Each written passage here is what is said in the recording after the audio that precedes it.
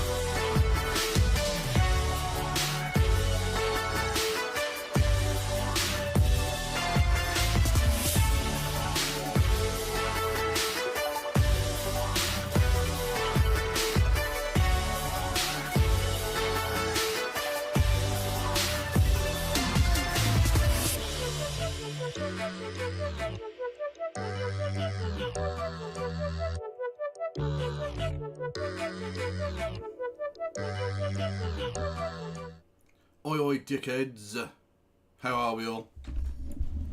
I'm technically alive, which is more than I can say for Margaret Thatcher. Hilarious. Can we get... oh, fuck me dead. Can we get some lols in chat for that one? How are we all? Oh yeah, Bunny in the box, let's not. Can we not today? I am hungover like a fuck, man. I don't want to get into it. No. That's for next season there.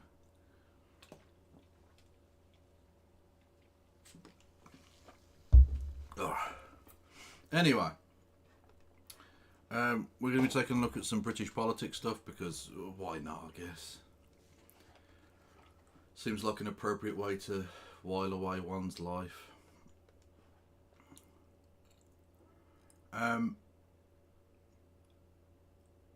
And I will be eating during this because I got food.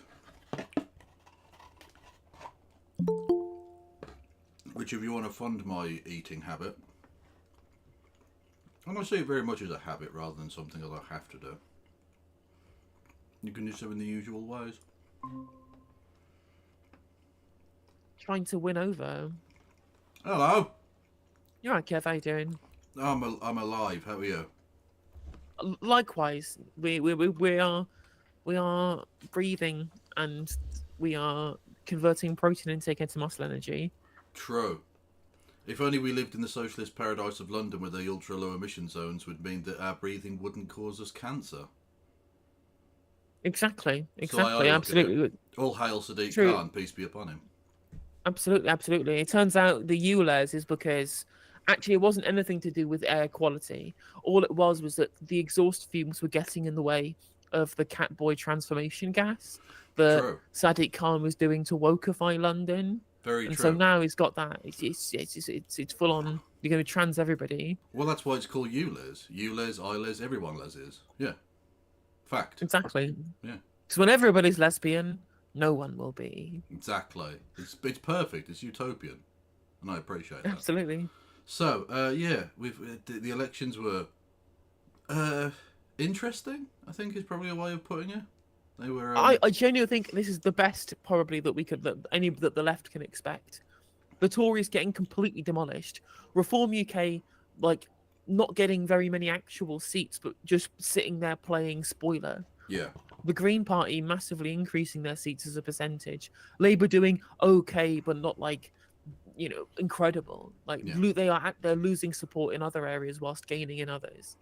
True. And the Dems getting no coverage despite the fact they won a load of council seats, and also coming last in a bunch of mayor elections, as well as the fact that even the good mayor Andy Street lost his election as well. So really and truly, I don't think that there was a situation that we could have hoped for that was better than this. True. Andy Street, otherwise known as the Wheelstone Raider, because he looks a lot like him.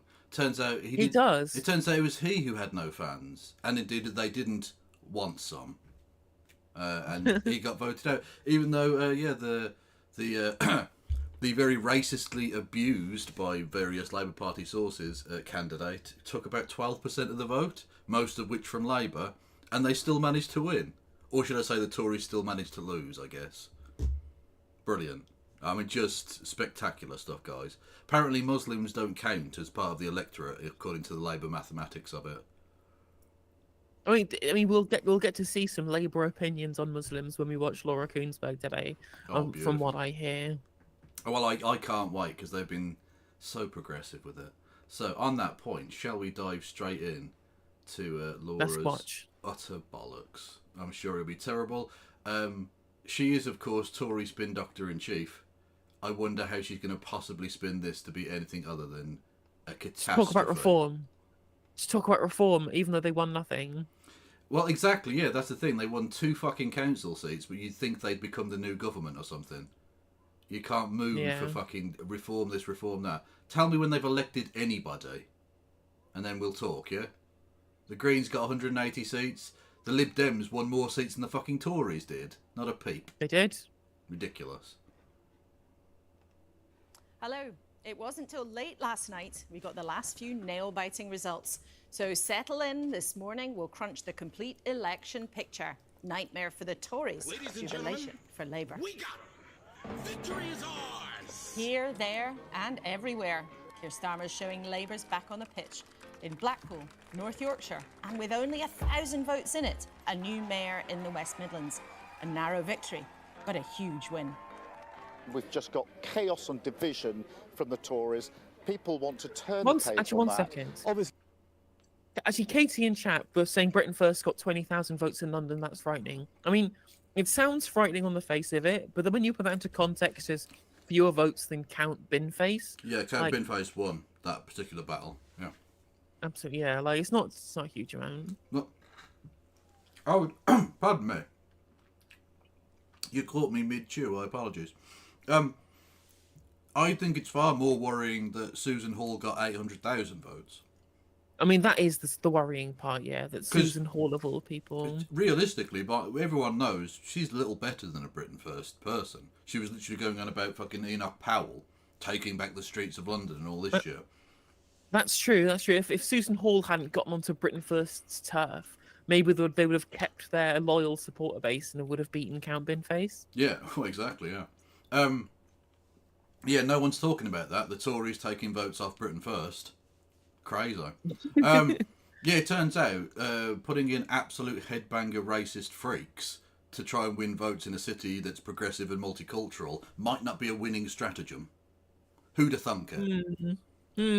It's not. I mean, I was basically at the point where I thought that they were essentially deliberately canning an election they couldn't win, so that they could, use it Well, as they- a position to campaign on nationally and say, "Look how shit Labour is under." London is under Sadiq Khan, under Labour.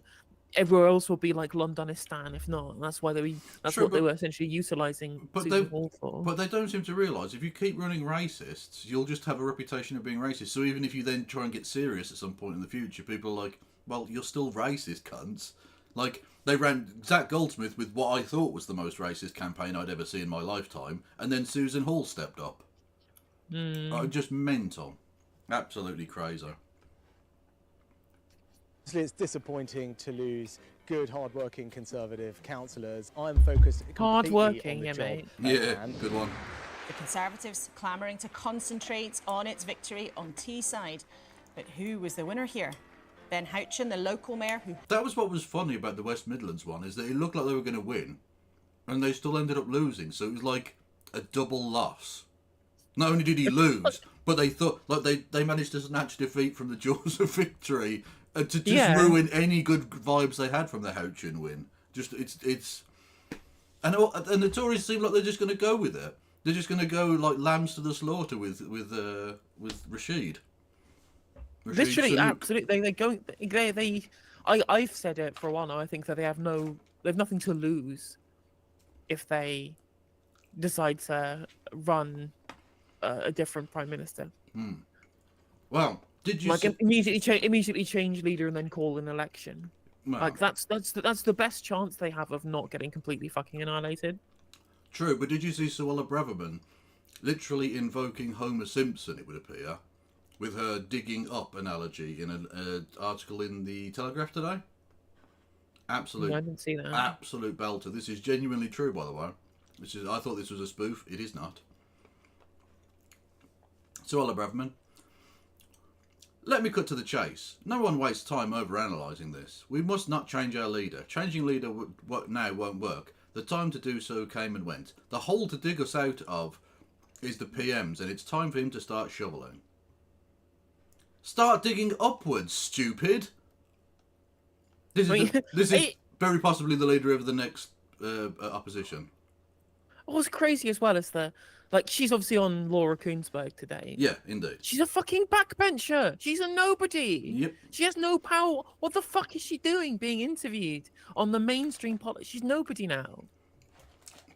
Not true. She can get a meeting with Isaac Herzog at any moment. Don't know what you're talking True, about. true. She's gonna get on the blower to Benny Gantz. Yeah, she's a front bencher in Tel Aviv. Don't know what you're talking about. Hang on. Who says Sunak is safe for now? The idea that people in the Conservative Party think we can change Prime Minister yet again, whoever that may be, and still think we have any chance of winning the next general election is for the birds. But the council results were dire for the Tories, with all the nerves that creates for the general election. That's quite a swing, isn't it? I mean, you'd be toast if there was a 16% swing to Labour, wouldn't you? These results might sketch out the political future. So this morning, I must say, what might it hold?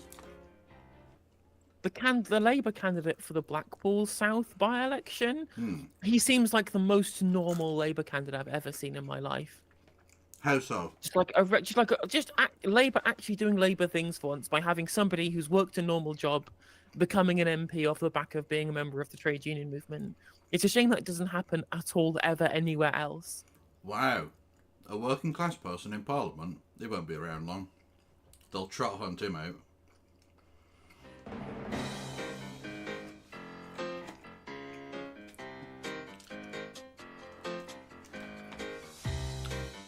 And by the way, chap, I'm not letting Laura Kuenssberg off.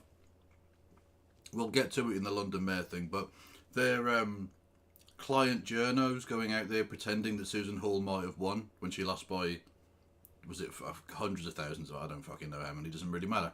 Lots. Yeah, they were all out there. Andrew Pearce was like, oh, whisper it quietly, Susan Hall might have won in London. Fuck off, man. Like, do you have any scruples at all? Any of you?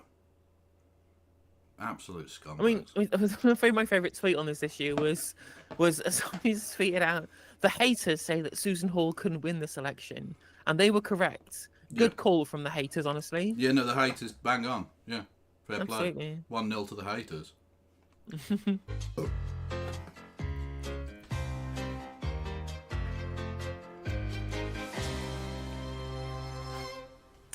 Morning. With us to reflect on the winners and the losers, Mark Harper, the Transport Secretary, and Pat McFadden, Labour's campaign chief.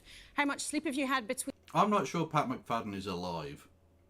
He's one of the least animated humans that's alive ever. I know, it's like, even for a politician, he's really like soporific. Yeah. He's like a sleeping pill in human form.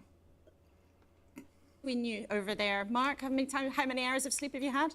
Not enough. Not enough. Pat, how about you? The same. Elections used to be one night and one day. Now it's a whole weekend. Goodness me. Well, we've all got the coffee. He didn't on, so move I his hope head. You've got some No. at home He's too, sat- because with us There's just no energy to him at all. as well this morning, the former Home Secretary, Suella Braverman. Adolf! She's warning the Tories are facing wipeout if they don't change. With us throughout, here with me at the desk, Conservative former Minister Paul Hang Scully. on. Welcome to you. Didn't she literally just say that they shouldn't change? Make your fucking mind up. Scoop getter extraordinaire, Pippa Crerar, political editor of The Guardian, and former Labour Cabinet Minister Jackie Smith, who your old council from your old seat has gone red, so you've got quite a lot to smile about this morning. We've also been speaking to Yolande Makola from the Rwandan government. Will ministers' controversial plans to deport thousands of migrants work? More of that later, but let's start with the big headlines this morning. The Telegraph splashes with Labour's mayoral victories. Keir Starmer tells The Observer there needs to be an election to end the zombie government. The Sunday Express says we're doomed and says Rishi Sunak is a lame duck. But no I don't think sign you of can the ever- election on. I don't think you can impugn other people for being zombies when you send Pat McFadden out to do the morning round. True. Look, he might be a brilliant organiser behind the scenes. Don't ever put him in front of the camera. What are you doing? It's the worst idea ever. The Mail front page, which talks about the King. And the Mirror has a royal story too about Prince Andrew's crumbling home. Nonce! Welcome to you, Our trio at the desk.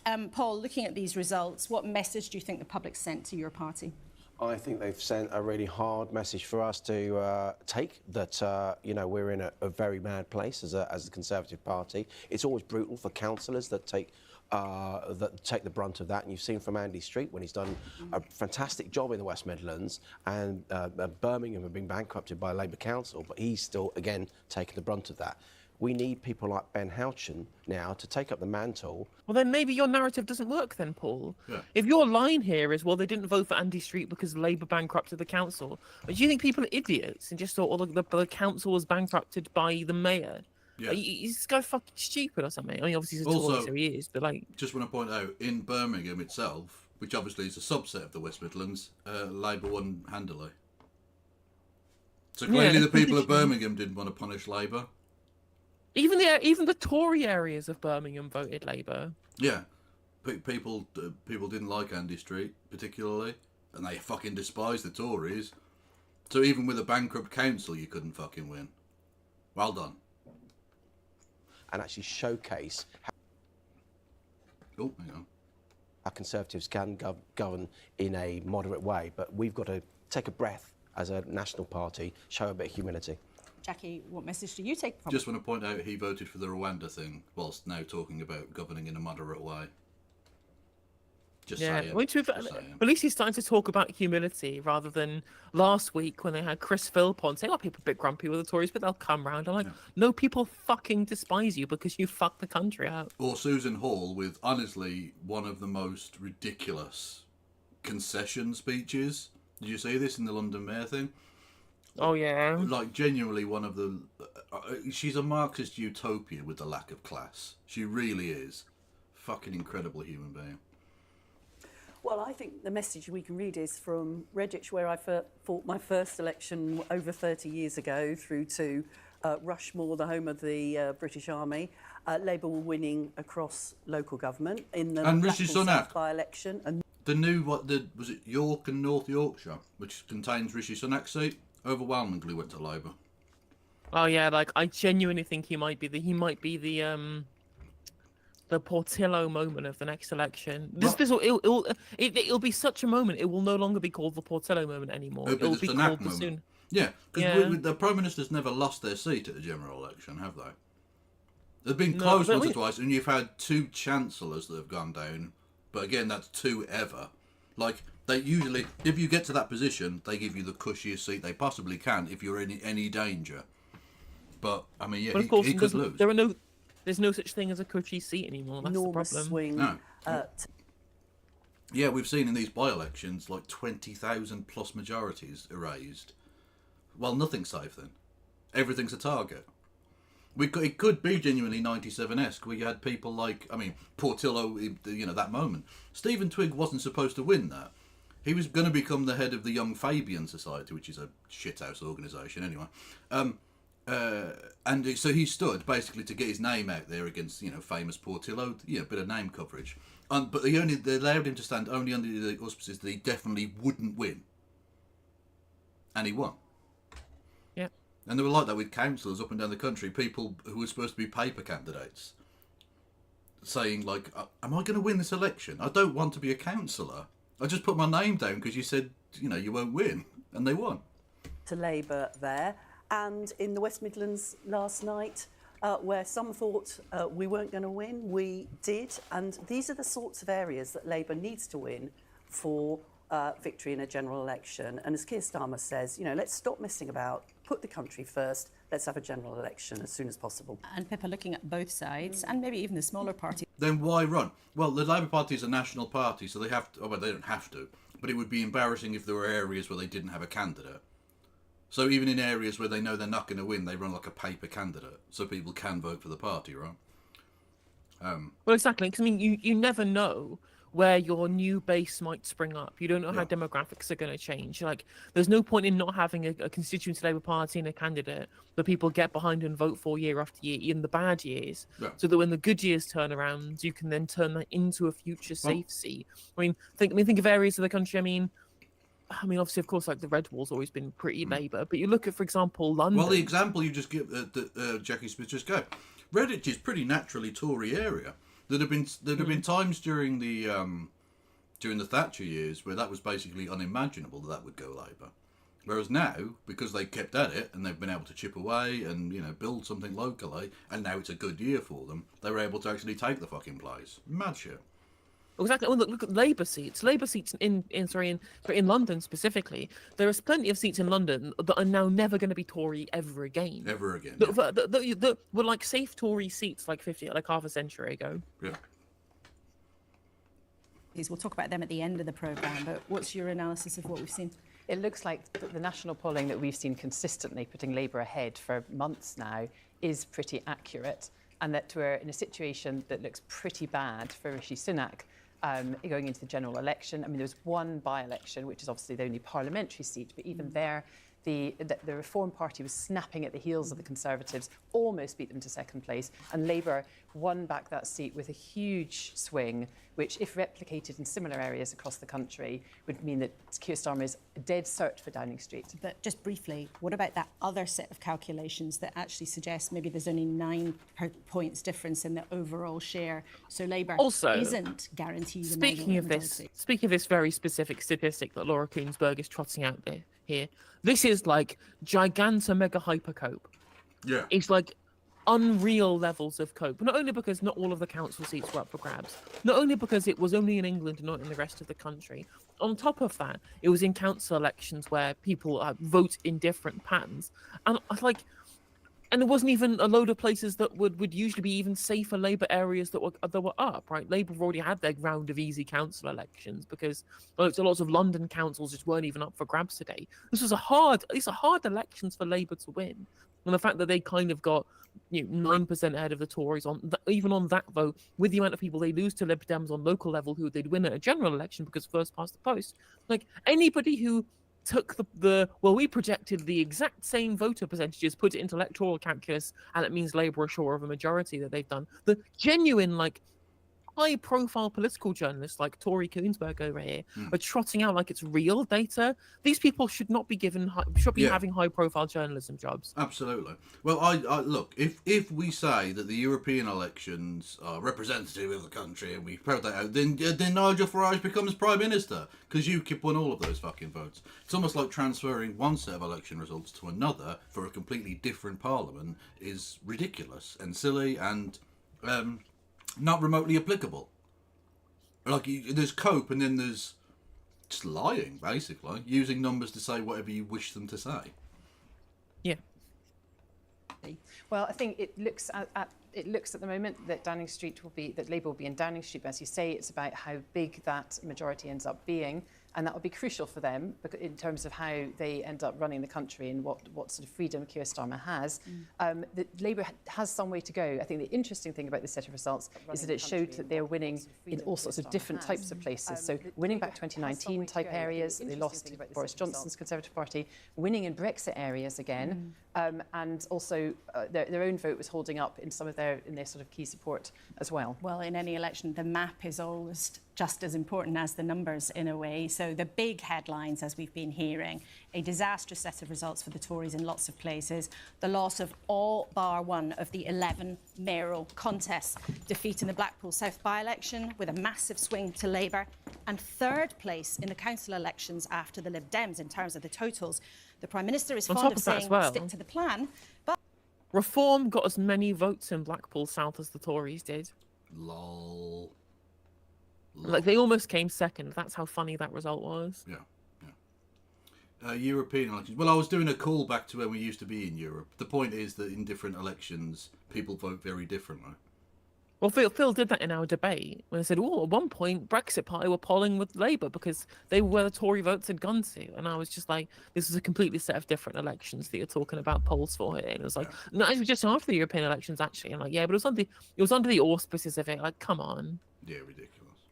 Anyway, to get the high-profile views of the government and all the rest of it, some random backbencher. Cool. But if voters don't seem to like it much, what now? Well, Suella Braverman, the former Home Secretary, is with us this morning. Thank you for coming in. You're warning of a wipeout or a political earthquake. Why? The plan's not working, and What do you mean, why? You've seen the numbers. You know exactly why. despair at these terrible results. There's no spinning these results. There's no disguising the fact that these have been terrible election results for the Conservatives, and they suggest that we are heading to a Labour government, and that fills me with horror. I love my country, I care about my party, and I want us to win. And I'm urging the Prime Minister to change course, to, with humility, reflect on what the voters are telling us, and change the plan and the way that he's communicating and leading us. If it's that dire, why not change the leader?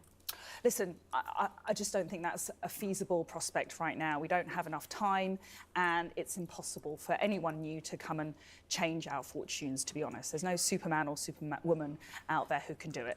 Rishi Sunak has been leading us for about 18 months. He's been making these decisions. These are the consequences of those decisions. He needs. But I thought, according to the BBC, Rishi Sunak was Superman. Oh no. Oh yeah, that's actually true. They did have a Superman mock-up of Rishi Sunak in one of their articles during the pandemic. Although it's funny for her to say, well, it's his mess, he's got to clean it up. He's the one who's responsible. But again, I think that she'll be thinking here that, oh, well, actually, we can't trust Rishi Sunak because he's the one who didn't quite go far enough with the Rwanda plan. And if we'd just done that in a different way, we'd be flying high in the polls, as if it's not an entirely... the result is entirely not based on the fact that people's material conditions have deteriorated, that the economy is screwed up. It's weird how she's blaming all of this on Rishi Sunak and not, Liz Truss. Well, it's partly Rishi Sunak, but yeah, Liz Truss was a big factor. So. They've all been, all of their economic policies have been terrible. None of them actually decided to input the thing that they said they would do, which was increase people's wages, which have barely increased in line with inflation at all. Far from it.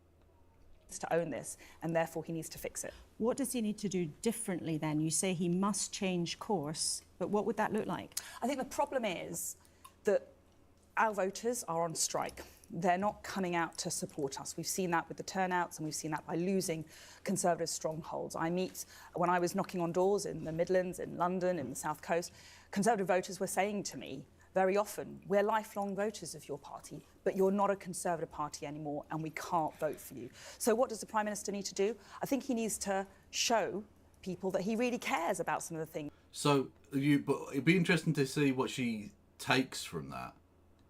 What do you mean? When they say you're not a Conservative party anymore, are you literally just going to take the we're not racist enough, we need to start mincing migrants? Or so is that the actual lesson she's going to take from this, or that your economic policies are destroying the country? Because what's interesting as well is they keep saying this. We keep getting lots of people on the right wing of the Conservative Party, like again also the Liz Trusses of this world. Wonder why she didn't criticise her. It's a mystery, isn't it? Who will say things like, "Well, people are telling us we're not conservative enough, and we are not conservative enough." When it's the current leadership who are running the Rwanda plan. I've got it passed through government. It's the current leadership who are now taking the decisions to reduce regular migration to this country, something that was massively increased by Boris Johnson with the way that he stratified student visas, which people seem to have kind of glossed over the fact that Boris Johnson is the one who's kind of responsible for that in terms of policy. Yep. And also, this is all under the banner of the fact that their most successful party leader of the last 14 years, specifically, was David Cameron. Yeah, it was David Cameron. David Cameron was the one who became Prime Minister in 2010 and then got a majority government in 2015 in a close fought election. Nobody thought he would win. Everyone was kind of expecting Boris Johnson to win, but they were not expecting David Cameron to win as well as he did in 2015. And whilst he was very austere on the economy, which everybody else apart from Boris Johnson seems to be thus far, in terms of the kind of policy that Suella Braverman wants to see, he was seen to be, at least by the public, as being like the liberal Tory, and doesn't really kind of actually get manifested in terms of broad-scale policy. They still did hostile environment stuff, but like the perception of David Cameron was somebody who was a centrist, hence why they brought him back to look like a bit more of a sensible politician in terms of the vibe space. Yeah. So in terms of how they would win across people to get them enough voting support to contest the next election properly, they would need to moderate themselves, not become this kind of weirdo Britain First Mark II that she seems to want them to be. Yes. Also, for Americans, yes, that is the guy who stuck his cock in a pig. That guy was seen as a centrist. The moderate. Also, thank you, Adrian Vixen, for the raid. Thank you, everybody, for the follow. Please refresh your screens. And everyone on my end, please go and follow Adrian Vixen. Appreciate you raiding in. I hope you're doing well. Yeah, I had her on stream the other night, actually. She came on to talk about leaving the Young Turks. She'd previously been a mod for the Young Turks and that. Yeah, it was nice. Yeah, everyone go and follow Adrian. The Young Turfs, more like. Bonus holes. Anyway. Things that he's talked about. He needs to actually lower taxes in a way that people will feel, not tweaking around the edges. If he's serious about migration, he needs to put a cap on legal migration. He needs to take us out of the European Convention on Human Rights. That's how. There you go. So literally he is. actually send the message that he's serious. So literally, when you hear conservative, do you just think more racism? Not fewer human rights. Yeah, fewer human rights. Not fiscal responsibility, which is the thing they haven't practiced for a very, very long time now. No, they haven't. Because that's actual conservatism, and they haven't been conservative since the 70s, basically. Exactly. And it's interesting that they need to cut taxes meaningfully when basically all of the polls show, in terms of public opinion, that they don't want tax cuts, they want more public spending. Yeah. And she would call that like socialism, like what Richard Tice describes as being con-socialist, if you can imagine such a thing. So obviously the government's been doing stuff, not much stuff, mostly kleptocracy is what it's been doing, but the fact that she thinks that the way they can win people over is not by, fixing the NHS, the second biggest concern of the country, behind the cost of living crisis, which the reduction in taxation that they would be able to do without doing a Liz Truss moment Mark II is not big enough to actually solve the cost of living crisis in any meaningful fashion. And again, wouldn't solve all of the other problems that the cost of living crisis is exacerbated by, which is councils with shrinking budgets, the NHS in collapse, schools literally collapsing, and there not being any kind of social safety net left whatsoever. So she just doesn't understand. Again, no conservative here understands what they need to do to win the next election. Again, all of the is ironic again that all of the kind of back Boris brigade really do have the right idea, but not because he's like an English nationalist. It's because he was the only person who thought, well, maybe if we put money into the NHS, people will like us again. Yeah. Yes, about stopping the votes. But where's your evidence that those kinds of changes would make any difference? Because Rishi Sunak has cut taxes in the last few months. He has hardened the laws on migration. He has, by some people in your party, moved too far to the right. So where's your evidence that a further move would get your voters back? The evidence is that people are not voting for what he's doing because they don't believe. Right, but that's right, dickhead. Right, okay, set there. Right. What Rishi Sunak is doing is one set of things. What you want him to do is a different set of things. People aren't voting for one. That doesn't mean they would vote for the other. What are you suggesting about the other would make them vote for that? You can't just say they're not voting for the one thing. You have to give the answer, because the question was asked, what is it about your set of things that you think they would vote for? Do you have any polling numbers? Do you have focus groups that you've done? Obviously she hasn't, because if she had, she would know that the main concern from voters is the NHS and the cost of living crisis, which she hasn't even addressed in any of the statements that she'd made here. No, it's literally just let's do some more racism and tax cuts for the rich. So the same thing you've been doing for 50 years. Or 40 years at least. Believe that we are serious about some of these issues. They don't believe that we're serious about some of these issues because they don't feel the benefits. On tax cuts, if he made a bold and big offer on cutting income tax or raising the personal thresholds, people would actually feel the benefits of those tax cuts. Because we're tweaking and we're just tightening some of the nuts and the bolts in a complex system, rather than actually making a meaningful offer to people, people are not convinced by what we're saying. But where the Conservative Party's put up a candidate who appeared to many people to be on the right in London, she lost. Listen, in Well, hang a London, minute. we lost because... I really hate this line of questioning. I mean, first of all, that is only reference, I guess, because... It's only relevant, sorry, because Susan Hall is somebody who was kind of really hated, but it was in London specifically. But she was talking about taxation in that very last point there. Surely the relevant thing to say here, the poignant response to that would be, well, you tried the whole slashing taxes thing in 2022, and the leader at the time polled worse than Vladimir Putin. Yes. So- Lost to a lettuce. Yeah, Yes.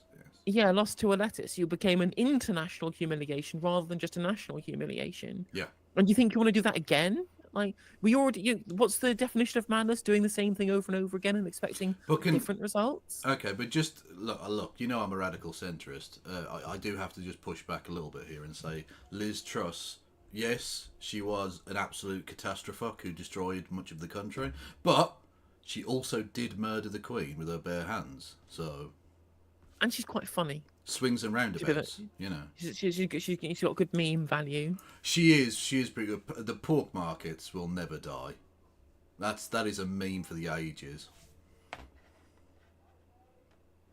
Of the National Party's mismanagement of the process. They botched the selection process a year ago, and then really speaking, they didn't run a good campaign. The candidate was unsupported, and that's why we lost.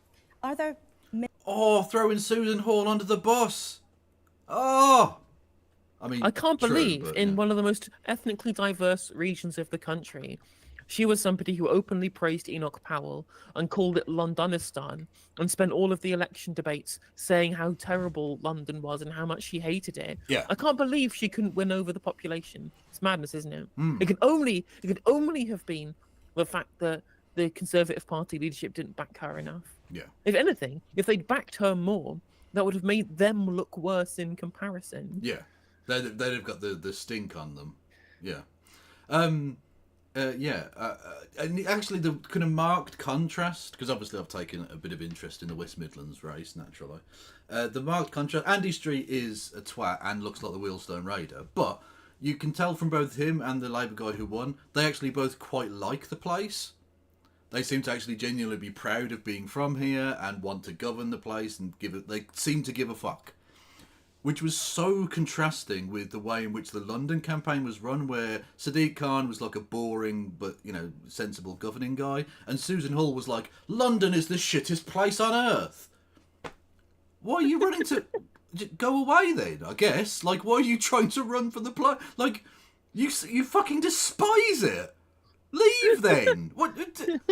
Fucking hell. God damn. Ministers in government who share your view that Yes. all is... Yes. Of course, I talk to many of my colleagues who are privately demoralised and incredibly concerned about the prospects. We are, at this rate, we'll be lucky to have any Conservative MPs at the next election. And True. we need to fight. And I'm not willing to give up. It does me no favours to come here and say it how it is and to set out the difficult situation. Yeah, it gives you no joy in that at all. Obviously, we definitely believe you. Yes, hello there, Mixed Vivian Wolf. Everyone go and follow Mixed Vivian Wolf. Yeah, she is a fascist and she is scary, but thankfully she won't be Prime Minister, so that's fine. She might even be an MP. True. Well, as you just said, there might not be any Tory MP. Well, sorry, I'll rephrase. No blue Tory MPs. There'll be plenty of Tory MPs, but they will be wearing red rosettes, and that is better somehow.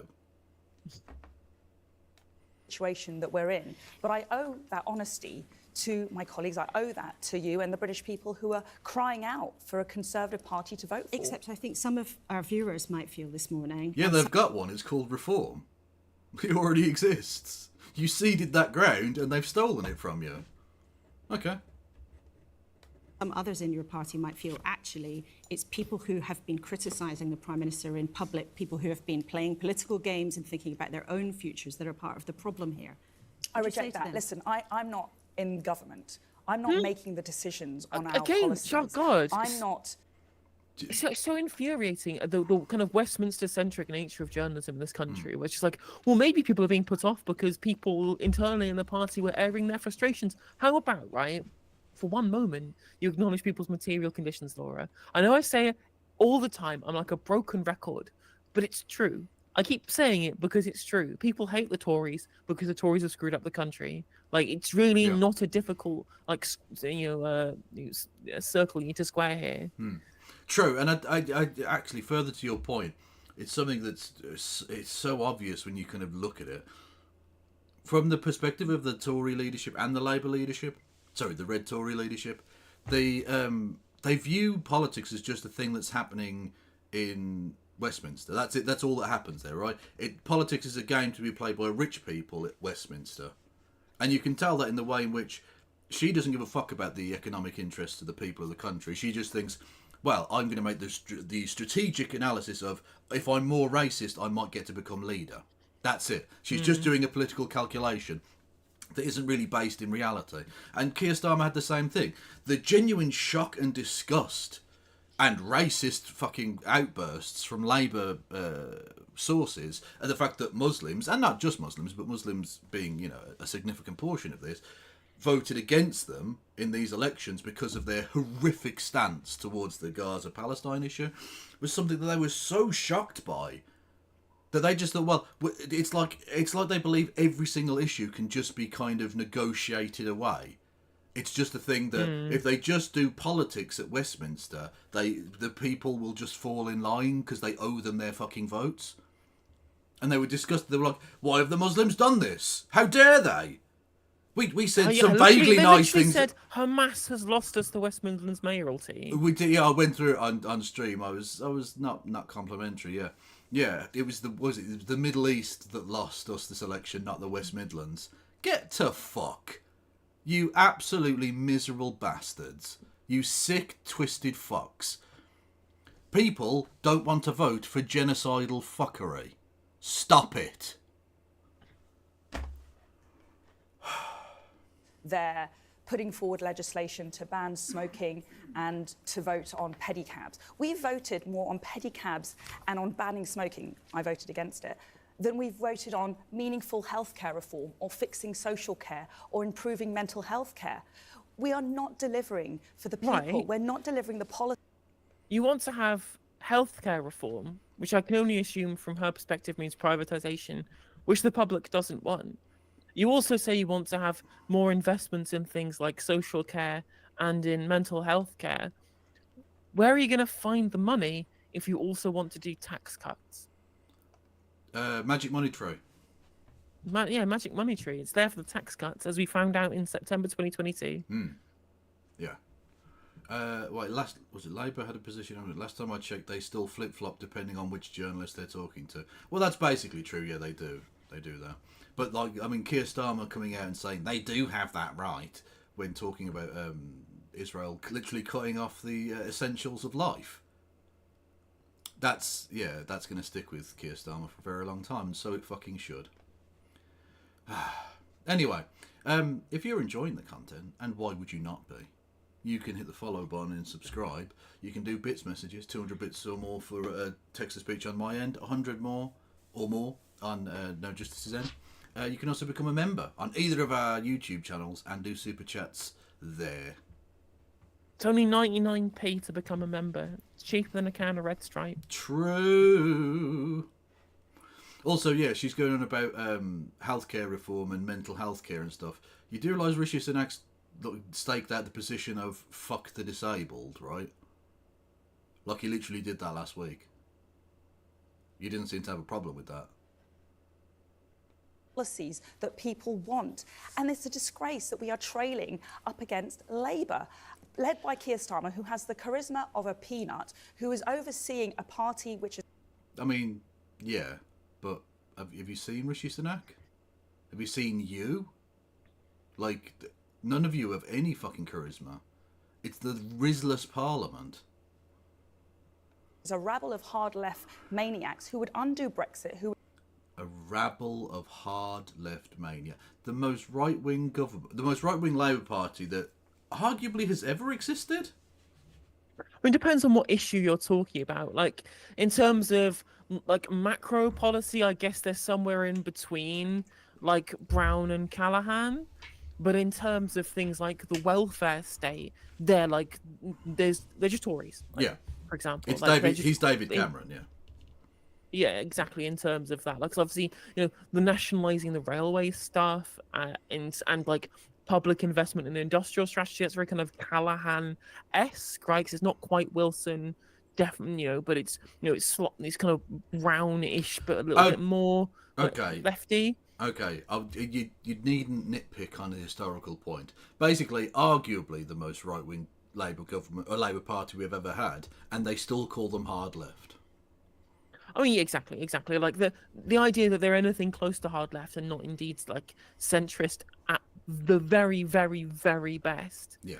Is just complete nonsense, absolute abject nonsense. He also said they want to reverse Brexit, which is the opposite of the case. Yeah. I mean, it's funny how they are very happy to continue backing the hard Brexit that Keir Starmer not only campaigned against at the time, but also wanted to have a second referendum on, and ran his leadership campaign on trying to soften.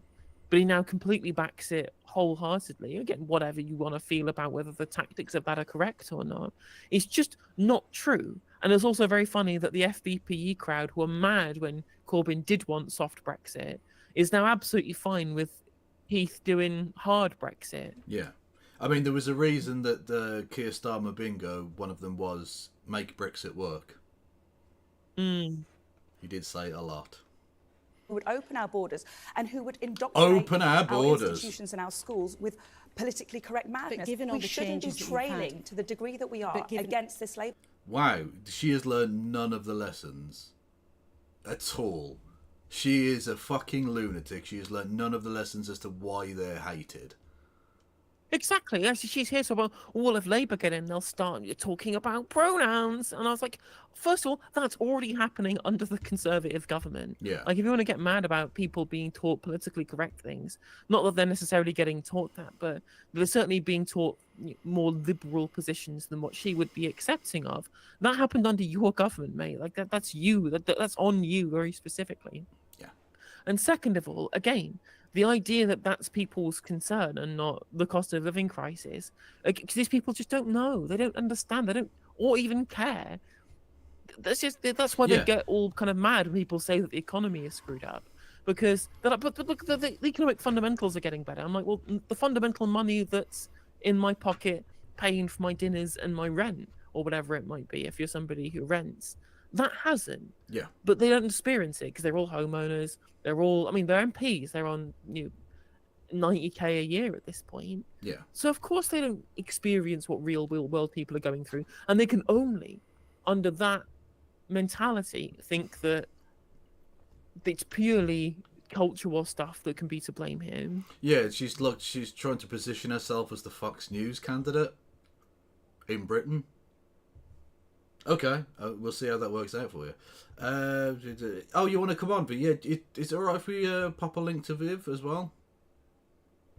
Go for it. Go for it. Okay, I'll do that then. 1 second. But given all the turmoil you've had, all the changes of leader, all the noises of all the civil war, all the belly aching, do you believe though that there will be viewers thinking actually it's the Conservatives who are a rabble? And can you tell us, was there a plot being discussed to get rid of Rishi Sunak this week if everything was bad? And is it over? What I would say is that there's no point blaming those of us who are telling the truth for the problems that we're facing. As I said, I'm not in charge, I'm not in government. These decisions on policy and communication and campaigns are being made by Rishi Sunak and his team. Was there a plot? I don't, you tell me. I read what you read in the papers. Shut and, the fuck up. If, No one believes you. You are still in Westminster. You know what's going on. Stop lying. Stop fucking lying. Jesus. The papers and journalists seem to like this subject about plotting and plotters. Well, it's important because it's about who's going to be the Prime Minister of our country. Do you regret backing Rishi Sunak? Honestly, yes, I do. Because I had assurances from Rishi Sunak that he was going to put a cap on legal migration, that he was going to do something about the European Convention on Human Rights, that he was going to fix this transgender ideology in our schools. Jesus fucking Christ. Those are her talking points, are they? That's Exactly. literally all she's got. Yeah, exactly. Because again, just completely out of touch with reality. Genuinely demented individuals, these people. Like, people can't afford to fucking heat their houses in the winter, and you think they give a fuck about pronouns? What world are you living in? She literally is just fucking the gamer guy. Yeah. Fucking pronouns. Fucking fucking gender ambiguity. Fucking current day Californian shit. As Solly points out, it's just dialogue tree, NPC dialogue tree stuff. It really is.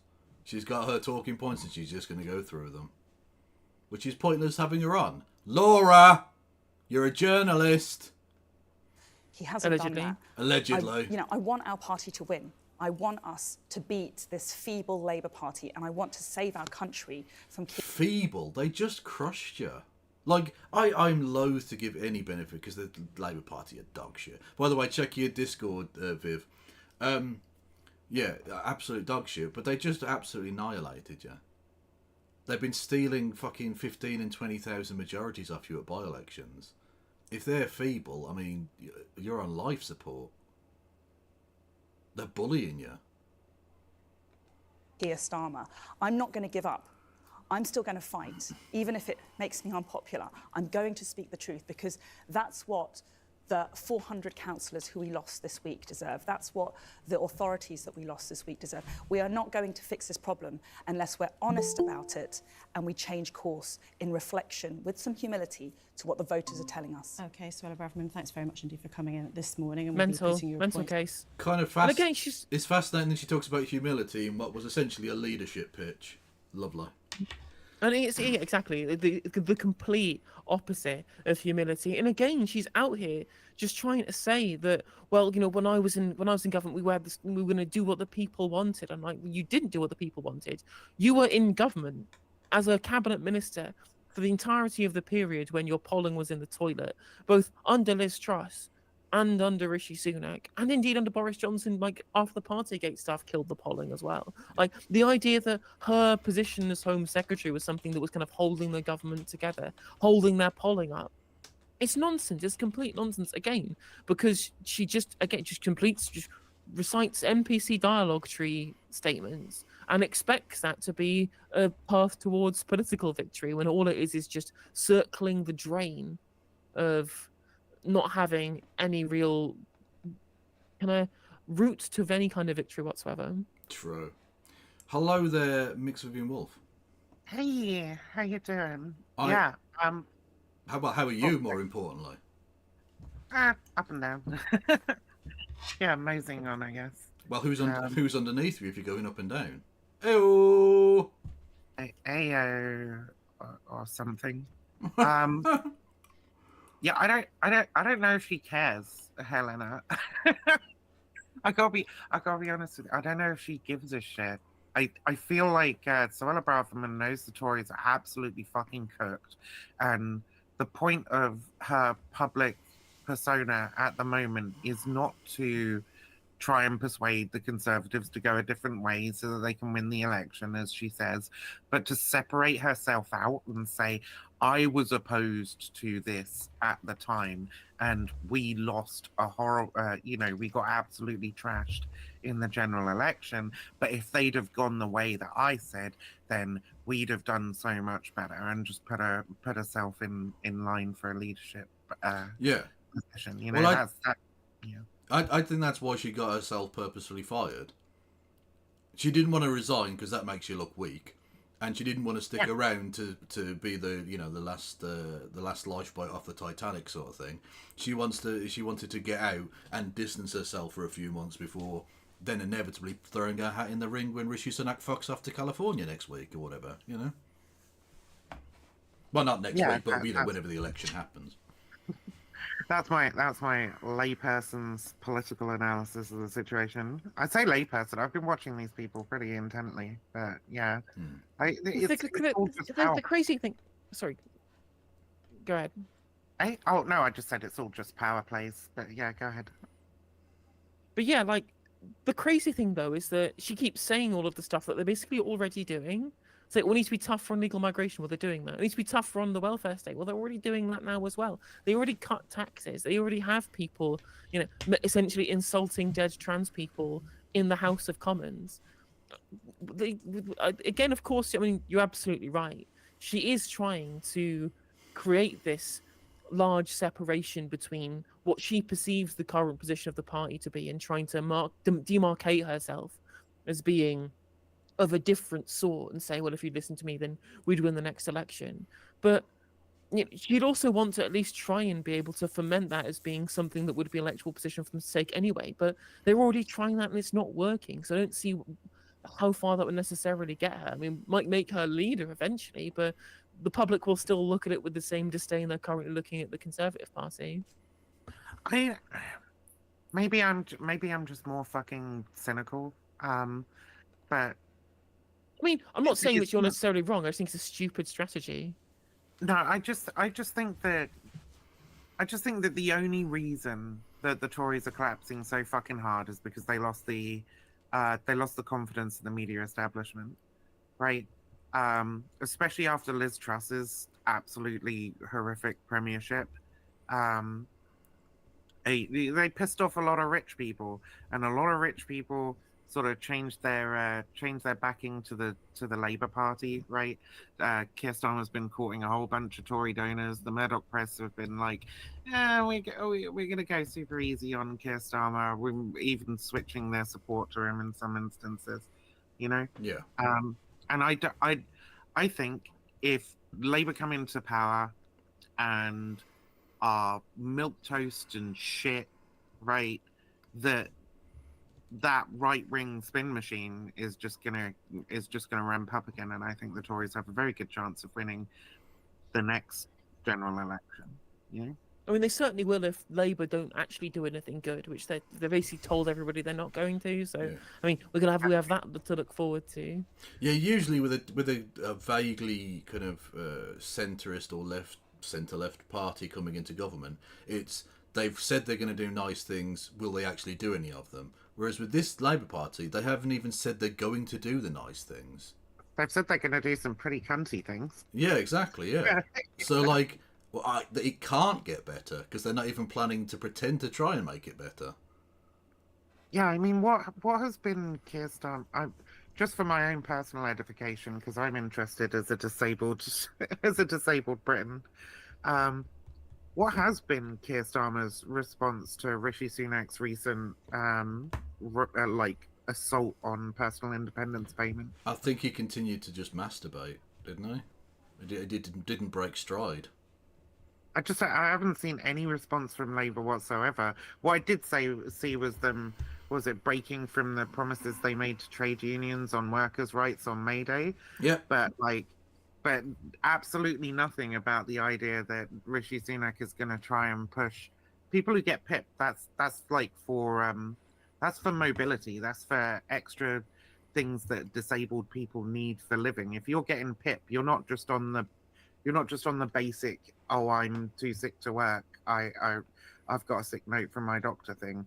You're on the, I've had multiple assessments and they've determined that I need extra money in order to help me live a semblance of a normal life, right? So we're talking about the most disabled of the disabled, if you see what I mean. And Labour should stand up for those people, and they're just not. I think Labour's tactic on this is probably they think that the Tories want to create that as a dividing line to go back to the scroungers versus strivers. Skivers versus strivers, yeah. Yeah, of the early 2010s, the Benefit Street era of politics. Someone would kind of, have that Mark II electric boogaloo, and Labour have basically said, well, if we don't put out any statements, they can't say that we oppose it because we've not said anything. They don't want to get dragged into it and to be seen to be the party of benefits, quote unquote. Of course, they're not going to be the party of benefits because Rachel Reeves says that she doesn't want them to be because she's fucking awful. But they've done that on so many different issues, right? Like take trans rights. I know you don't like talking about them that much, but like they did the fence straddling. We don't want to get involved in this controversial issue thing. But as long as the Tories keep pushing it, it seems like their response would just end up being, well, okay, fine, we agree with the Tories, you know? I think they've already reached that point, haven't they? They've said they're going to implement the caste thing. They're going to ban trans people from wards. Oh no, I don't mean on trans. They've already reached that point on trans rights. I'm saying look at trans rights as an example of what they do when they decide fence sitting is no longer a viable option because it's all the Tories are talking about, right? Yeah. So trans rights became such a big talking point that Labour were like, well, we can't fence it anymore. So fuck it, we agree with the Tories, right? Yeah. And that helps to basically dissolve the issue for them because they're not fighting the Tories on it. So I'm saying, like, in the case of disabled people, that like if they eventually make any statement at all, it doesn't seem like it's going to come down on the side of disabled people. I mean, even if they don't necessarily do that or change their position on this, their position on the welfare state already sucks. Like, they don't even need to capitulate on this to have a shitty welfare policy, because they're keeping universal credit, they're keeping the sanctions regime, they were talking about trying to get people back into work, like trying to get sick people back into work, and they didn't even necessarily say because we want to make them healthier, just want to get AI involved in job centers and bullshit like that. So I mean, they definitely have accepted a bunch of the rhetoric already, even without being shitty to the disabled. So I wouldn't put it past them to also adopt that kind of rhetoric too. Yeah. Can I just say I've missed you guys? Oh. Likewise. It's been a while. All right. Let's not be gay about it. I love you Come on. both. Let's not. Look. We don't need the infusion of soy. Let's just chill. Yeah. Shut fuck up. take a fucking nicety, you cunt. See, don't you regret saying you missed me now? Hm? No. To Mark Harper, the Transport Secretary, in a few moments. Before we do that, let's just remind you what happened this week in all those contests around the country and what they add up to. We've asked the pollster Luke Trill to give us his 3 top trends, and we start with the by-election in Blackpool South. The question was, could Labour match the swings we've seen elsewhere this Parliament? And the answer was yes. In fact, Labour secured the 3rd highest swing to them since the Second World War. And you can see how Labour's by-election performance has improved over the course of this Parliament. What about Ben Houchen's victory in Tees Valley? Can the Conservatives take any comfort from that? Well, the truth is, Ben Houchen has a big personal vote, and you can see that by comparing how he did. Why though? Because isn't he corrupt as fuck? Why does he have a personal vote? I couldn't possibly comment about the definitely not corrupt things that Ben Houchen has been engaging in. I have no comment on those particular things whatsoever. Fair enough. To how we'd expect a generic Tory to do based on national voting intention. In the West Midlands, though, Andy Street's personal vote wasn't quite enough to carry him over the line, although again, he still outperformed how you'd expect. You got no fans. You want some? Sorry. I'll give it, yeah. You shit. You got no fans. Conservatives to do. Finally, what about the projected national share? That's how we might expect the parties to do if the whole of Britain was voting. Well, before they took office the year later, we saw Tony Blair 16 points ahead of the Conservatives. David Cameron was 15 points ahead of Labour. Keir Starmer just 9 points ahead of the Conservatives in this round of elections. So does that mean the general election might be closer than we've come to expect? No. No. I mean, maybe. Well, I'll just say, Viv, shut up. You're wrong. Shut up. No. Closer than we've come to expect, right? Like, they have been saying for quite a while that this is going to be an absolute bloodbath, an absolute landslide. And I think it's going to be devastating for the Conservatives. But I think that both Labour and the Tory client journalists are going to be surprised by how much independents and the Lib Dems and other parties take of the vote, because Keir Starmer is still a very boring and not very popular candidate. You know? True. Oh, yeah, no, he will win by default, basically, because the Tories have imploded. But I think he will win or the Labour Party will win very comfortably. Yeah, I think it depends. It depends. I think that the margin will depend on, is the Israel-Gaza thing still an issue to the point where you get those independent candidates standing to oppose them, the kind of worker party people or the kind of pro-Palestine candidates across the country who could swing some seats. We saw, I mean, the West Midlands is, there are lots of seats in the West Midlands, in Birmingham and Wolverhampton and some places. 12%, which is what your man got, that's enough to win or lose most seats. Yeah, yeah. You know? I mean, and a lot can happen before the next general election, provided it's not called for a couple of months from now. Yeah. Which I think we'd have expected an announcement by now, right? If it was going to be. Well, it depends. If the Tories on Monday decide to kick up a fuss and a few letters go into the 22 committee, he might call one because it's the only chance he's got of actually fighting the general election, because he'll lose a vote. If it comes down to it, he'll lose a confidence vote and be kicked out. So that's the only way in which it might happen in the short term. If not, it'll be like November, probably October, maybe. But I think the biggest, I've mentioned this on stream before, but I think that the biggest kind of point of inflection really is whether or not Nigel Farage actively campaigns or not. That's a real kind of... That will be important, but even if he doesn't, they'll still take significant chunks off the Tories. Yeah, and I think that, we're looking at, a landslide for certain. Yeah. But the difference is it going to be a 1997 style landslide, which is what's going to happen if Farage doesn't campaign. And if Farage does campaign, it'll be Canada 93. Yeah, honestly, if Farage campaigns and gives it his all, it could end up with the Tories not as the opposition. Yep. Is there any route towards Owen Jones's desired hung parliament? Nope. No. Yeah. Nope, I don't think so. No. Yeah. Maybe. But you've also got to remember that in local elections, lots of people vote for smaller parties, and they're unlikely to do the same in a general election, which of course is still some months away. Well, Mark Harper, the Transport Secretary, has been taking it all in. Thank you for coming to see... Again, I said this on election night, do not be taken in by his Chad Wojak face jawline situation, okay? He is a twat with an amazing jawline, but he's a twat.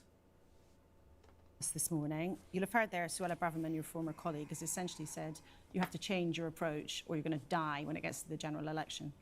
Well, it's two aspects to that, I think. First of all, I mean, you obviously had a piece on polling there. If you look at the analysis that Rawlings and Thrasher have done, acknowledged experts, it says that I thought people were sick of experts. No?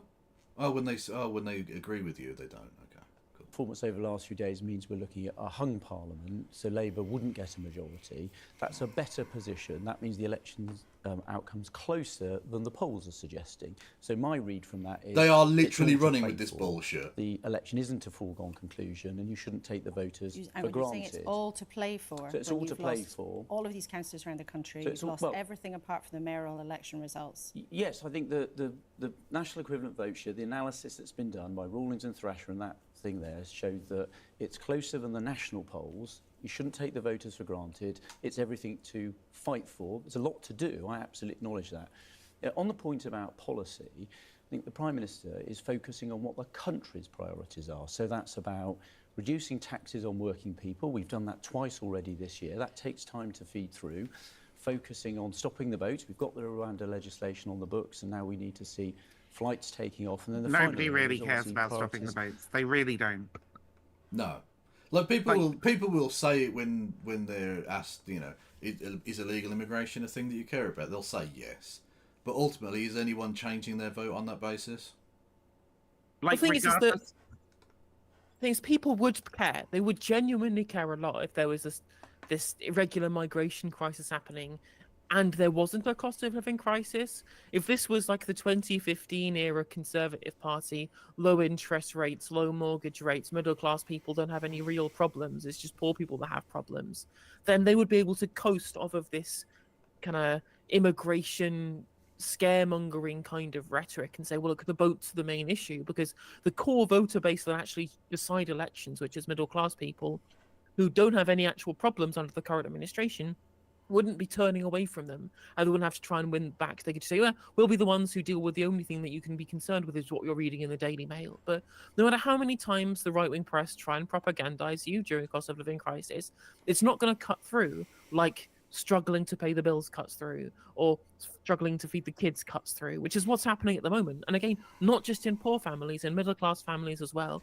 People who earn, even in 50k in some descriptions, who have a partner who doesn't work and has like 2 kids and a mortgage to pay, times are still tough for these people, even on those salaries that to us seems completely insane amounts of money, more than double money I've ever earned ever in any job I've ever had. But those people are still also feeling the pinch of the cost of living crisis. And you can't just try and win these people over with nonsense about stopping the boats when they just want their mortgage rate to go down. They want the bills to be cheaper. Yeah. Are you saying people who can't afford to heat their houses don't care about made-up stories of children shitting in litter trays at schools? Is that what you're saying? Yeah. Even if they took migration, like even migration as a whole, to like fucking net zero or something, right? They like the people wouldn't really see any of the effects of that. The people who give a shit about that sort of thing are still, like, Birmingham's still going to have a large Muslim population. Do you know what I mean? 100% Muslim, according to that one guy on Fox. So they don't want like stopping the boats isn't enough. They want all the brown people deported, right? And actually, people they feel like, successful, job done. Until that happens, like they're just going to be constantly sharing their shit on Facebook. Like, look at this gang of brown youths over on. Also, people will actually notice some of the difference if you stop migrants coming in at all, because we've already seen fields of crops just rotting because no one's picking it. Yeah, and the NHS collapsing. Exactly, yeah. Like, so people will see some of that difference, definitely. And again, the only people that really care about this issue aren't going to vote for anyone else other than the Tories or Reform anyway. So you're not really winning anyone's votes on this basis. Yeah.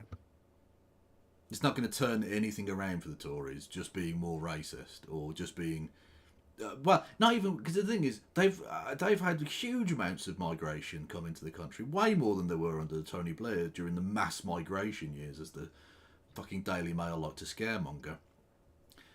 So they haven't even been anti-migrant or anti-immigration. They've been anti-migrant. They've been shitting on individual people, the most impoverished, neglected, vulnerable people in the country. But they've actually welcomed in huge numbers of people. Yeah, but I think that's the thing. The point is not to actually cut down on migration and make it whatever. It's to appear tough on migration so that you can scaremonger about if Labour get in, then you're going to have a tide of an invasion at the border. Do you know what I mean? Yeah. Yeah. On reducing waiting lists for the National Health Service. Those are the country's priorities, and those are the Prime Minister and the government's priorities. But you say you're focused on the country's priorities. The country is telling you at the ballot boxes that it doesn't like what you are doing. It doesn't want to choose the Conservatives at the moment in all sorts of different contests, in all sorts of different corners of the country. And from both sides of your party here this morning, from Paul Scully, who would, I think, say he's a centre, moderate Conservative, and from Suella... Fucking wet Tory, libcock, Braverman, they have both told us very plainly, now is the moment where you have to show humility, you have to take a breath, and you have to do things differently. Look, I'm not going to pretend that the election results over the last few days were disappointing. They're disappointing to lose hard-working local councillors. I was particularly disappointed by the nail-biting, narrow result yesterday in the West Midlands. As Transport Secretary, I've worked very closely with Andy Street. And you cancelled his leg of HS2, which he didn't want you to do. He's a fantastic mayor. He's going to try and skirt around that. He's going to try. No, and look, that illustrates, I think, something really important about the Prime Minister. He's interested in taking difficult decisions that might not be popular with everyone, but that are in the long term.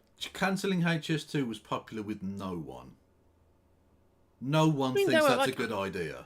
I mean, there are a handful of people who are happy with it, but the people who you need to win, the kind of people that HS2 would benefit, are the people who are mad at you for cancelling it. And you're saying, we want taking decisions in the long-term interest of the country. I'm like, surely the most important thing for the long-term health of your economy is investment in critical infrastructure, of which rail transport, especially in a country like the UK, is like literally top of the list. Yep.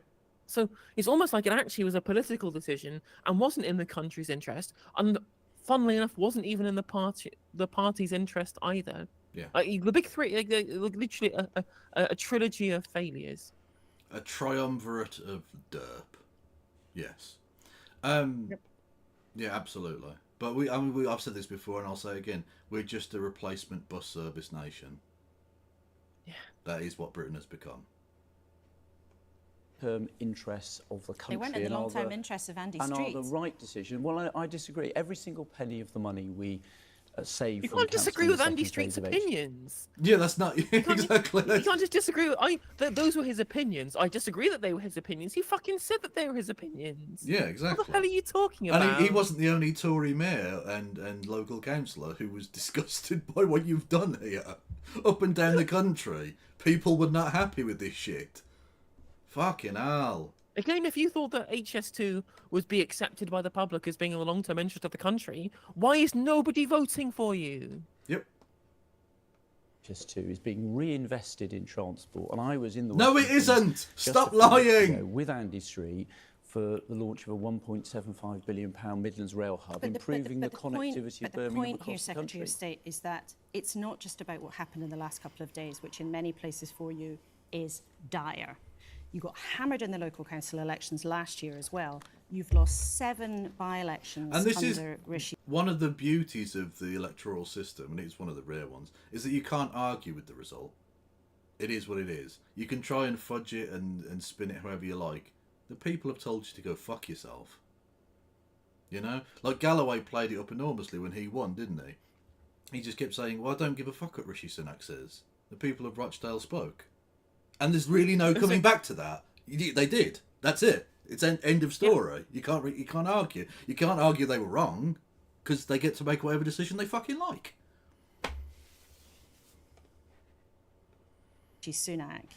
And if we can show you the roll call and show this to our viewers as well, the roll call of councils that you lost: Basildon, Dorset, Lib Dem, Got a North East scroll. Lincolnshire, Nuneaton, Redditch. These are places where Labour is salivating at the Look, the end of a film. They've got credits for the death of the Tory party.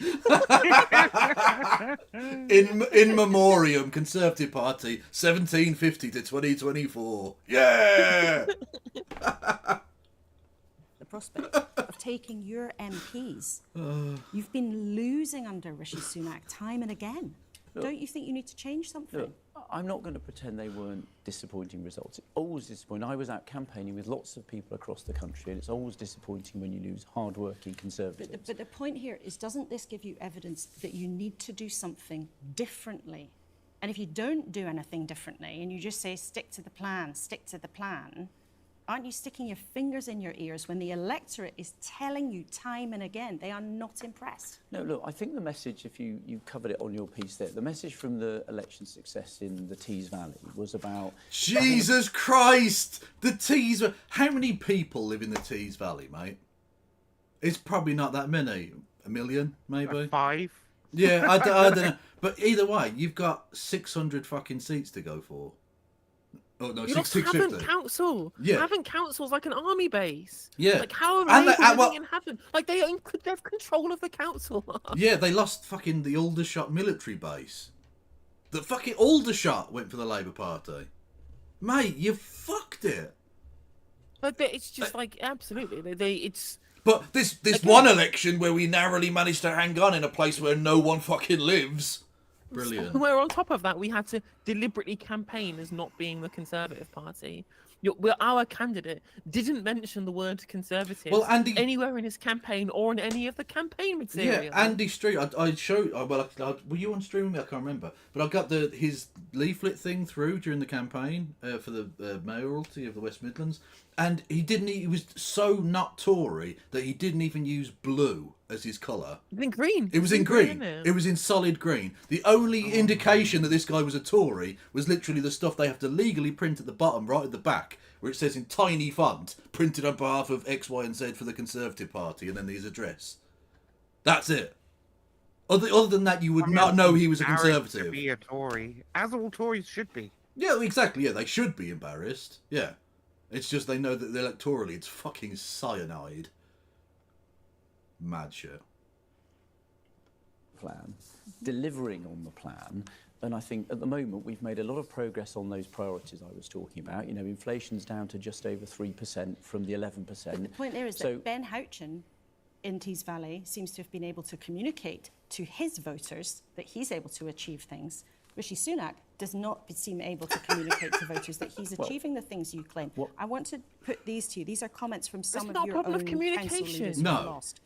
Andrew... No, it's the problem of policy. The policy sucks. Yeah. It's not the Rishi... I mean, Rishi Sunak is wooden. He is a charisma vacuum. He is genuinely the most unlikable politician I've seen in years. Really kind of... he's so pathetic, but also kind of childish and combative.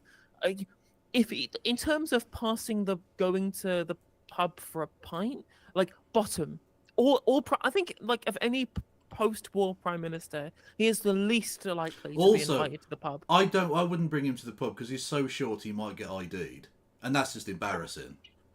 Do you know what I mean? If you have to step on that little metal bar at the bottom to get your head above the fucking bar, you just know. Come on now, I'm not bringing him to the pub. We'd look weird. But it's just like the problem is the policy. The problem is what's happening in the country. You've got dog shit policies that no one likes. It doesn't matter if you try and sell them nicely. It doesn't matter if you get the most slick politician. Barack Obama coming over trying to sell this dog turd of a policy. It's not going to work. No. It doesn't matter how much lipstick you put on it. It's still a pig. Thing is, if you did David Cameron, calm down, please, for the love of God. Go on, sorry. If you did take him to the pub, Rishi Sunak, he would just order something fucking ridiculous as well, you know? He'd be like... More round, I'm assuming. Yeah, he's definitely the kind of guy that when it's his round, he needs a massive long piss.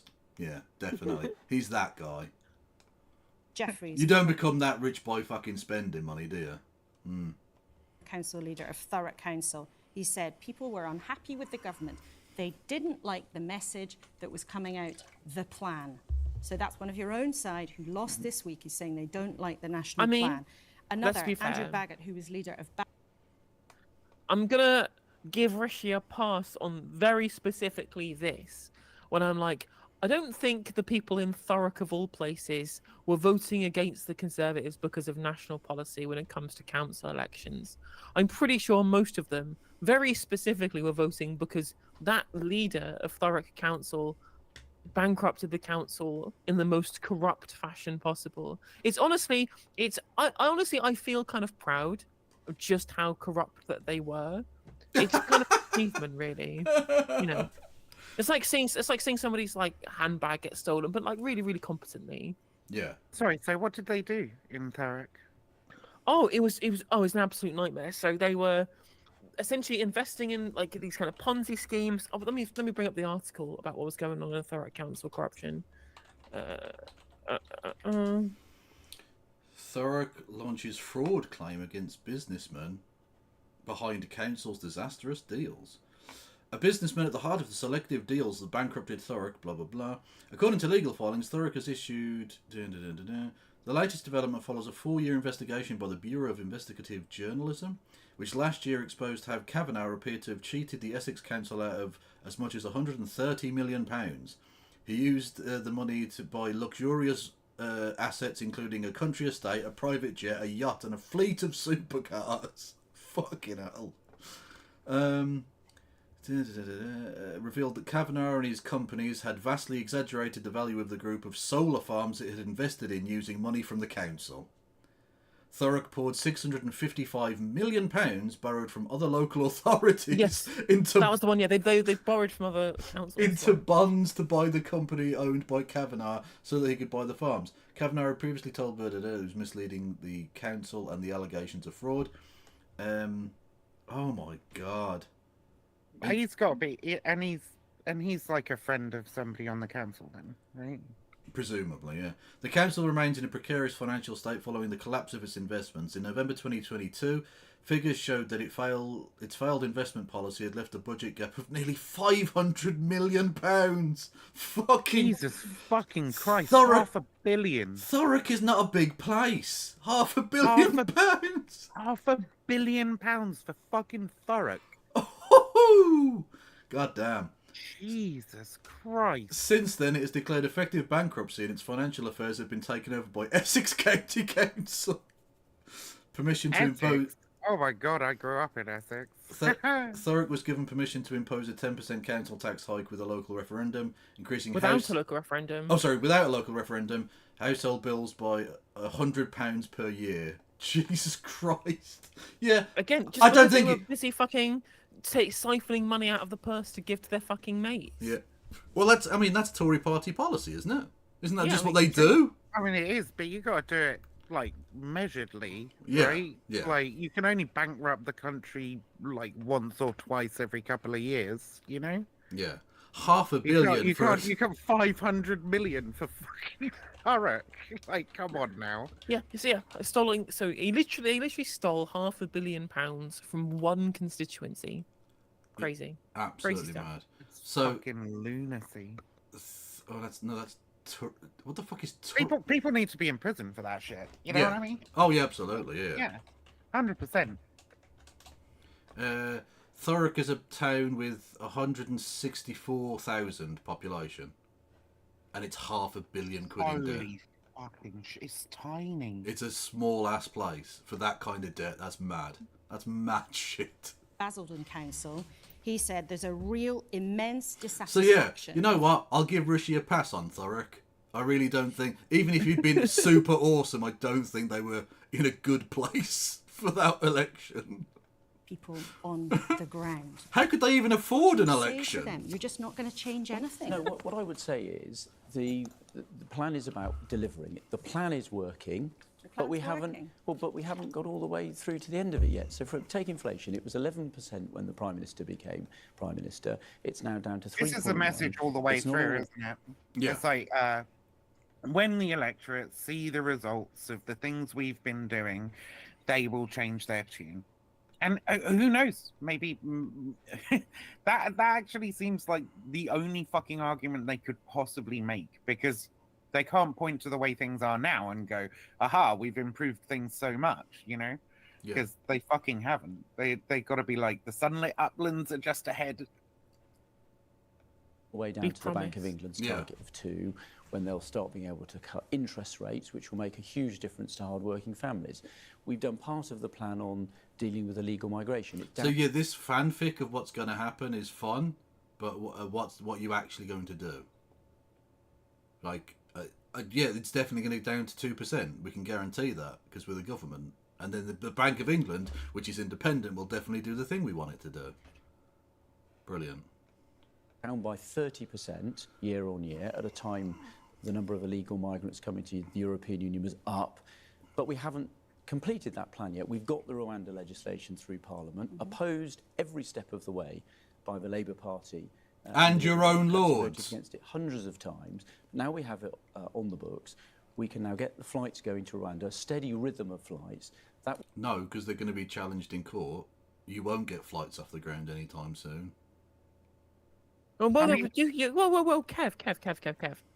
They got one guy because they bribed him with £3,000, and because he failed his asylum claim anyway, was going to get deported regardless.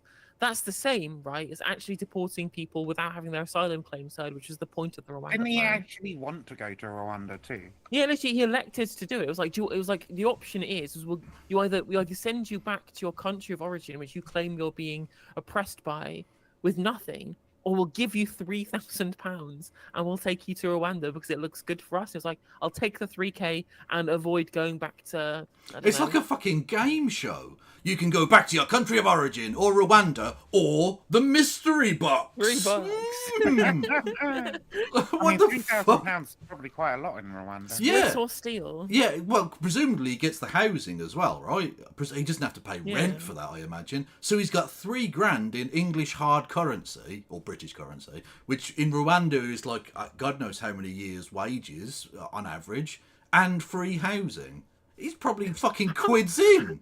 Sorry, according to JDM, apparently that guy has also gone missing now. Bad move. All he's done is Yeah, he's got the 3K. He's got £3,000. It's probably only about £800 for a flight back to Britain. Fuck it. When you Yeah, say fucking gone missing, Eurostar. he went missing where? He went missing in Rwanda, or? No, because the flight hasn't taken off yet. So they don't even know necessarily if they have the chartered aircraft Oh, yet. I do hope he cashed it. I hope he got the $3,000 in cash and has just fucking done one. And he's just living out in the middle of fucking, I don't know, Yorkshire with his $3,000. Good lad. You know what, lad? Go for it. I uncritically support this man and his absconding with our money. Guaranteed Chad move. So that's the kind of can-do attitude I want in this country. Migrants coming in, being amazing. Yes. Ripping off the Tories. Exactly. Fuck it. Look, think of the billions they've stolen. That $3,000 worth it for the bants. Let's fucking go. Will change the incentives there. It will have a deterrent effect, So after, and will continue delivering on that policy. So it's after about these delivery. results, Mark Harper, and people will know and appreciate that you're a loyal minister, but after these results, you're not going to change anything. You're just going to stick to the plan, to use your phrase. No, look, the iceberg isn't moving and neither are we. Fuck it. Full steam ahead. Boom. We have a plan, and the plan is working. But no, it isn't! Don't like it. But we're not all the way through yet. You've got to actually see. I think people want to see delivery, right? So You've they want to had see inflation. 14 fucking years. What is going to happen in the next 3 months that hasn't already happened? What are you going to do? What magic are you going to fucking perform in 3 months, mate? Just put us all out of our misery. Look, honestly, as a nation, we need to get out the bolt gun of mercy. This horse has broken its leg. It needs to be fucking... It needs to be stopped. I tell you what, Kev, I think they're going to invade Eswatini. Fuck it, let's get go. The Eswatini invasion bounce. Yeah, let's go. Where the fuck is Eswatini? It's formerly Swaziland. It's a landlocked nation inside of South Africa. Please. Okay, why would we invade Swaziland? Because we can. It's probably the only nation on earth we can take anymore. Let's fucking go. Because I'm on good evidence provided by a definitely 100% legitimate dossier that King Mswati III has weapons of mass destruction. I reckon. Yeah, definitely. You know, they were killing babies as well. They've been killing babies, definitely. I heard that at the You UN. remember last year when Javier Milei, whatever his name is, the new fucking Argentinian president. Yeah. When he was getting all bolshy over the Falkland Isles. Yes. Like, I don't know, dude. I don't know. I mean, to be fair, given that the Tories seem to just rehash old policy plans and old electoral strategies to try and win, like bringing back the benefit street or bringing back the hostile environment, rerunning the Falklands War to win the election. Now that would be a retro callback. Can there be any greater tribute to the Iron Lady? Well, I was about to say, considering that the Labour Party are now the modern Thatcherites, when they get in, who fancies Falklands 2 Electric Boogaloo? I mean, it's very easy. You don't even need to send proper soldiers over there. You can just be like, look, if you want to get your personal independence payment, you got to Exactly. We need to end this sick note culture and start sending disabled people to fight with the penguins. Let's go. Continue to come down. They want to see the boats stop. They want to see, for example, NHS waiting lists continue to fall. We've made a lot of progress on that, but we're not all of the way there yet. And I think people need to see the delivery of that plan. But isn't the problem that the public is very clearly, from a whole run of elections and by-elections, the local council elections last year, by-election, these sets of results, people clearly do not like what you're offering. And people in your own party, whether they're Paul Scully on one side or Suella Braverman on the other, they're saying now is the moment to have humility, to take a breath, and to think about doing things differently. Look, I'm very clear about the results of the elections. We're not what we... That's not my question. Well... People were clear this morning. Do you not see that people in your own party, as well as in the country, are saying, please do things differently?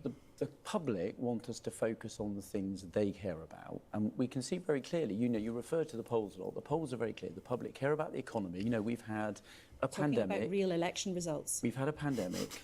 We've had She's a war in Ukraine that begging. drove up energy. Mark, she's begging. As the Tories' biggest cheerleader, you need to give her something to sell to the country on your behalf. change. She's desperate for you to change. She wants to fix you, Mark. But they're not having it. They've learned nothing. Prices where we had to stand behind the public on both of those, and that had a consequence for public spending. That had a consequence for not being able to reduce taxes as fast as we would like. But those were the right decisions, by the way, that the Prime Minister took when he was Chancellor, to back the country, to put that money into protecting millions of jobs, thousands of businesses. But they have consequences. People know they have to be paid for. So that's been a very difficult set of things to work through. So we're not yet at the point where people can see all the benefits. That's why we need to continue delivering on those priorities. So you don't need to do anything differently. You know, sometimes, Mark Harper, the public gets to a point with the government where they stop She's listening. so done. She's so, like, honestly, she's been ground down this week. With you can only polish a turd so hard before you start to really give in. And I think she's had enough now. She knows they're onto a loser. She's tired. Laura needs a drink, eh?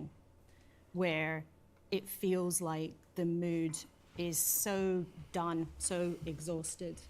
Do you worry that you might be at that stage now? No, because I've been out on the doorstep across the country, from Cornwall to Tees Valley, talking to people and listening to them, importantly. And actually, they are engaging in these conversations. They want us to continue driving down inflation to help with the cost of living. But if you were listening they want us to them, cut taxes, but if you were listening which we to have the been public, doing. wouldn't you, as Paul Scully and Suella Braverman have both said this morning, said this message from the public is so serious, we have to do something differently? Well, look, it's quite clear, if you look at in a lot of races, very low turnouts, a lot of our voters for this set of elections did not come out and support our candidates. That's very clear. So we've got to make sure that when we get to the election is a choice.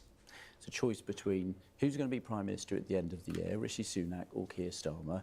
We've got to set out what we've delivered, what we're going to do going forward. We've got a plan. Labour doesn't have a plan. There's a lot at risk in that election that people will go back to square one. They'll lose all the benefits that we've had in getting the public finances under control and cutting taxes. A Labour Party, for example, Public on migration, finances under that's control. made it clear Yeah. it isn't going to The last time the debt to GDP ratio was this high, Clement Attlee was Prime Minister, and he got it down by spending money. Yeah. Would that be just after we'd had a quarter of the nation's wealth destroyed and many of our cities laid waste by bombing? I know. It's honestly Literally, Tory party economic policy is as bad as the Luftwaffe for Britain. Look, you're not going to stimulate the economy by spending money, Kevin. Well, yeah, exactly. You're going to stimulate a prostate and nothing more. Boom. Anyway, yeah. So I mean, the Tories are fucking garbage. Is the point? If you wanted to stimulate my economy, you can do so with bits and subs. That's the thing you can do. You can become a member on YouTube. Nice lead in. As well as do a super chat on YouTube. Those things are also available for No Justice. For No Justice MTG. And are there ways that we can give you money, Viv? Oh, I still got Patreon. Yeah, it still exists. Patreon.com/MixedVisionWolf. But you don't have to sign up to that if you don't want to. Follow me on Twitter. That'd be nice. I'm very close to 8,000 followers on Twitter, which is pretty based. Nice. All of those people that have come to the country illegally, they'd effectively have an amnesty for that. And we'll talk to People Labour don't in want just to a see second. I want, on the migration point you raised there, a bit later in the programme we'll hear from the Rwandan government. We've had an interview with the government spokesperson for the Rwandan government. She couldn't guarantee that Rwanda would be able to take all of the migrants that you wish to deport there. Jesus Christ! How much money have we spent? Even the tiny number we thought we could send, we're not going to be able to send. And that's without most of them fucking off with $3,000 into the countryside, living like hermits or something. I don't know. Yet another chapter added to the book of conservative fiscal responsibility. True. 40,000 people in that category, and she could not guarantee that they would all be able to be processed and accommodated in Rwanda. Have you got a plan B? Well, look, we've got a very clear plan to start. They don't have a going, plan A. In 10 to 12 weeks. That's being worked on very clearly by the Home Office, and we want to get a steady rhythm of flights going to Rwanda through the balance of this year. And we'll continue working closely with the Rwandan government on the partnership agreement we've got that's got all of the safeguards in place that people want to see. And I think if you can set up a system of deterrent through those flights, you will break the business model of the groups, the organised crime. No, you won't. Especially now you're giving out $3,000 to people. They can break even at the very least. You pay. And then you get pay free social housing. Yeah, you pay the people smugglers up ahead, and then you get $3,000 to reimburse you from the British government. You're literally. I mean, you're the opposite of breaking the gangs. Keep going round and round, right? Yeah, exactly. Keep going. Just go. Yes, like boat across the channel, $3,000, sent to Rwanda, travel back up across to Lampedusa, then through Europe back to England.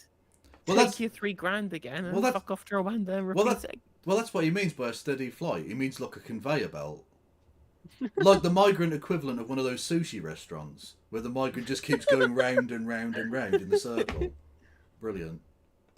And groups that traffic people across a very dangerous waterway in the Channel, and I think that's what people want us to see. So we've reduced the number of people coming here illegally by a third. At a time it's been going up in the European Union. Well, that depends how you count it, Mark. We now, well, no, it I hate doesn't how they depend say you count it. dangerous, like they're fucking, like it's like they keep trying to feign compassion for these people that they're consistently fucking demonizing. They're like, oh, we're trying to save them from the criminal gangs and the dangerous trip across the fucking Channel. Well, there's only one way to do that, isn't there? There's fucking Open up, let them have a safe route. Yeah, open up the safe and legal route. Because we've actually got a very well-travelled ferry system from Britain to France that they could use and be perfectly safe on.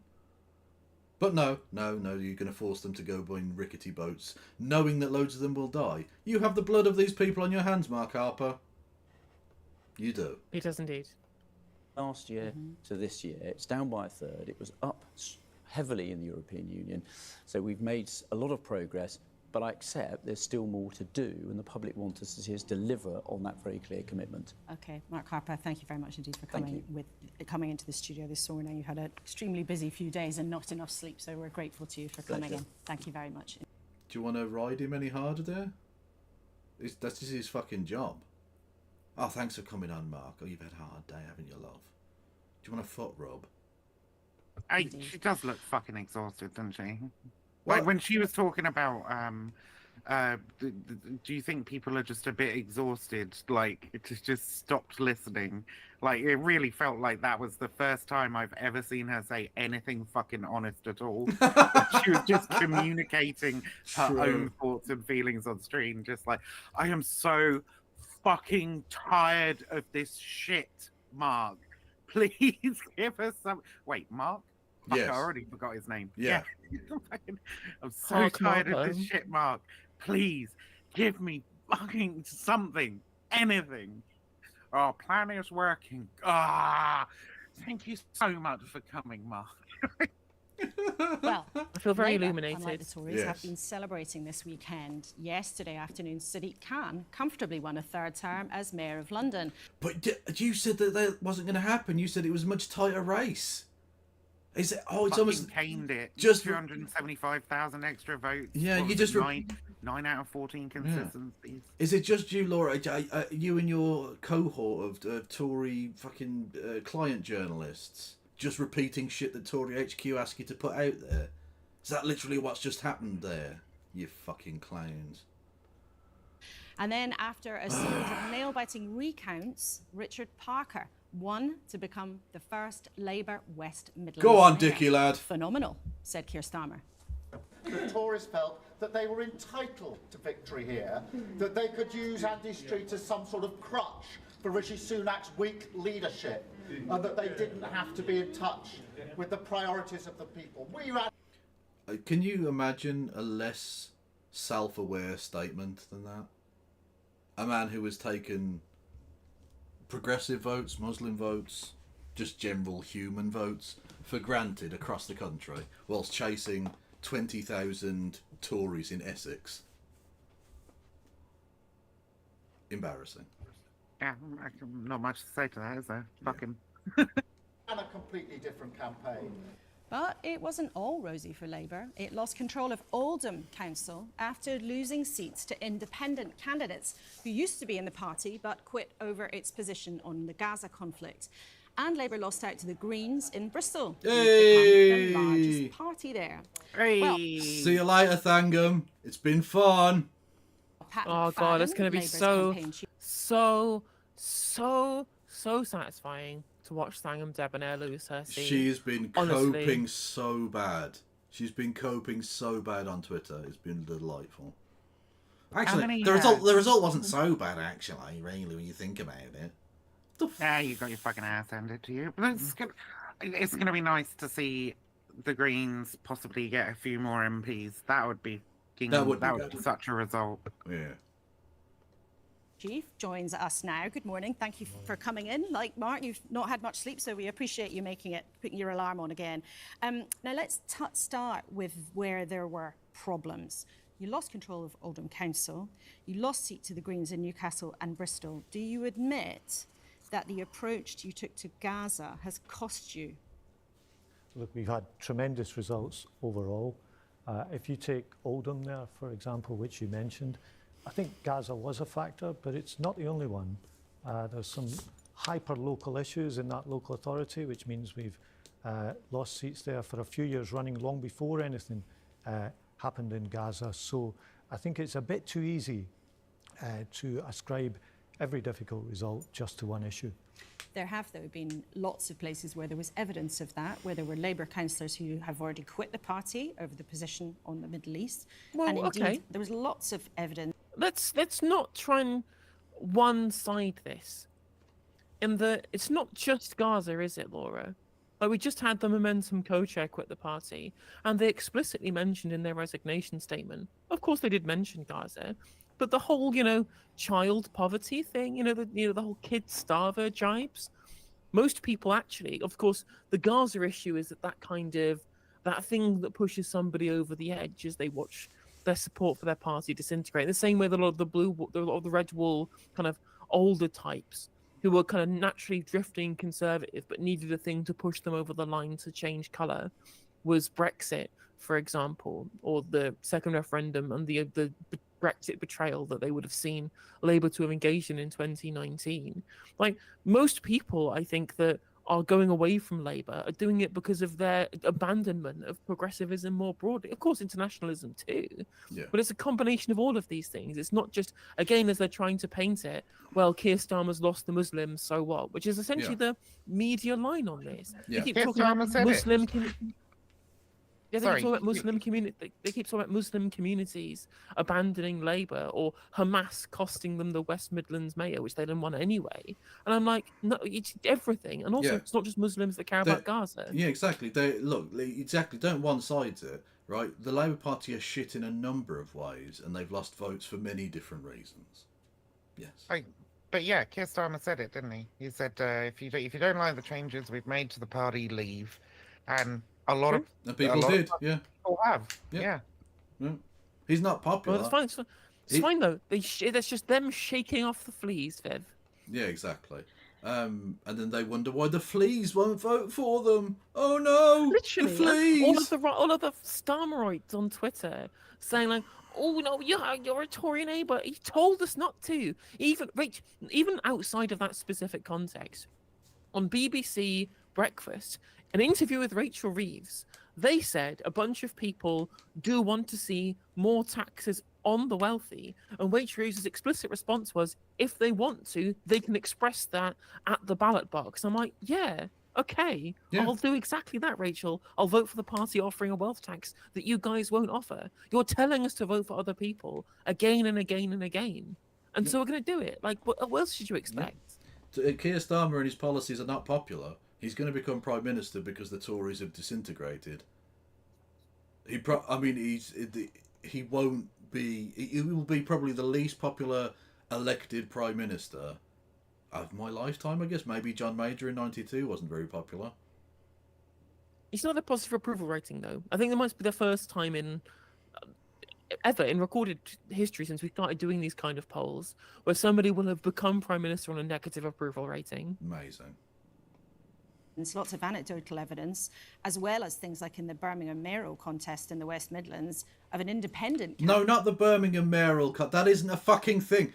Jesus, did you see Lawrence Fox going mental on Twitter? Oh yeah, Muslims have taken over. Yeah, Apparently. yeah. There's a Muslim mayor in Birmingham. No, firstly, there isn't a mayor of Birmingham. There is a Lord Mayor. It's a ceremonial position. It's not elected, and it's held by a white guy who's a Christian. Where are you even getting this information from? The West Midlands, God bless it, is more than just Birmingham. Candidates taking thousands. I mean, you're literally talking to a fucking mayor, an MP from Wolverhampton, Laura. Like, come on. Well, you mentioned the West Midlands. An absolutely fantastic result for us, beyond our expectations. A real cliffhanger yesterday. Not only did we have excellent local election results across the country, but winning that mayoral contest against what I admit was quite a popular incumbent who had run his whole campaign by putting as much distance as he could between himself and Rishi Sunak and the Conservative Party.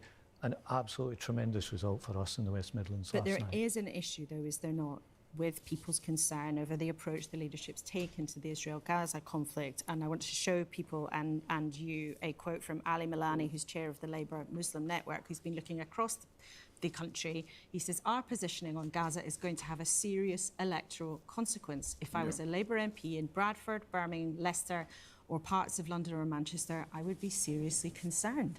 Yeah, I think that's true. And this is the point. Keir Starmer just thought, well, this is what serious politicians do.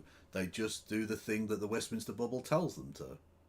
It's just politics. And these people will just have to suck it up. And people have gone, no, you can't fucking take our shit for granted.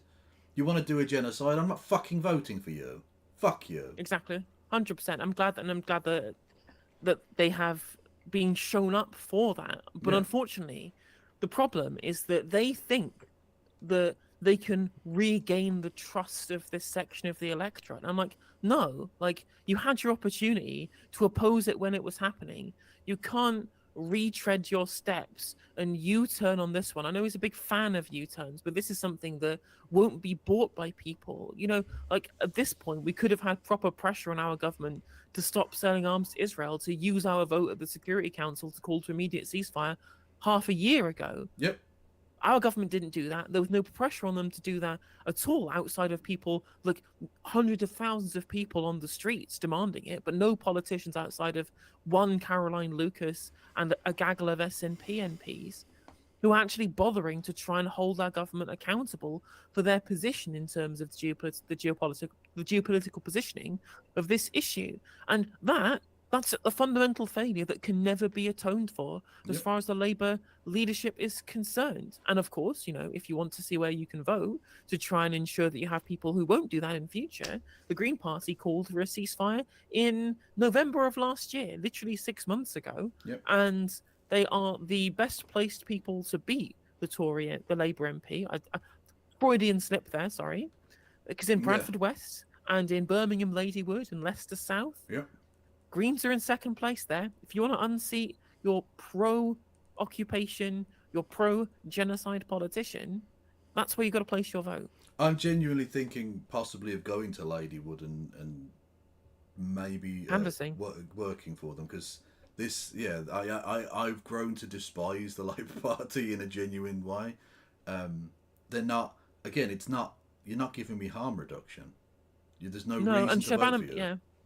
And Birmingham Ladywood is Shabana Mahmood, who's their campaign coordinator, who's transphobic explicitly, and she may have had some misgivings over Gaza, but she never voted for the ceasefire motions, and so she could keep her position on the front bench. And on the economy, she's just as right-wing as the other neoliberals from there. So if there's somebody who's like a high-profile figure that we definitely do want to unseat, she's one of them. Leicester South, that's Jonathan Ashworth of Emily Old No Relationship fame, and the one who said we want to use AI at the job centre to get people back into work, literally doing, like, rerunning the Australia robo-debt scandal, essentially. Mhm. So these people, they should be your targets. Yeah, absolutely. And even just a group of 4 or 5 Green MPs would make an actual difference to the feel of that Parliament. I feel like they're not True, going to be able and to. They're not going to be able to like do a lot in terms of the votes, but that's not really the point. Just in terms of having a foothold, having a fucking platform. beachhead from which you can then potentially expand in the way that the Liberal Democrats did. People forget. When the SDP Liberal Alliance thing became the Liberal Democrats, they had about, was it 5 or 6 MPs or something? And they became so big that they even became kingmakers and part of the government within Well, exactly. 25 years. They were they because they had worked on the ground, getting local support, campaigning on certain issues during like the Paddy Ashdown years. They were able to have the big enough political platform in Westminster to oppose the Iraq War as Charles Kennedy did. Yeah. And loads of people, myself included in that, bought into the Liberal Democrats as an opposition to the kind of politics that Blair represented, and therefore were able to be hoodwinked by a Nick Clegg, who managed to pull together a coalition of older Liberal Democrat voters and potential Conservative voters by being a neoliberal bellend.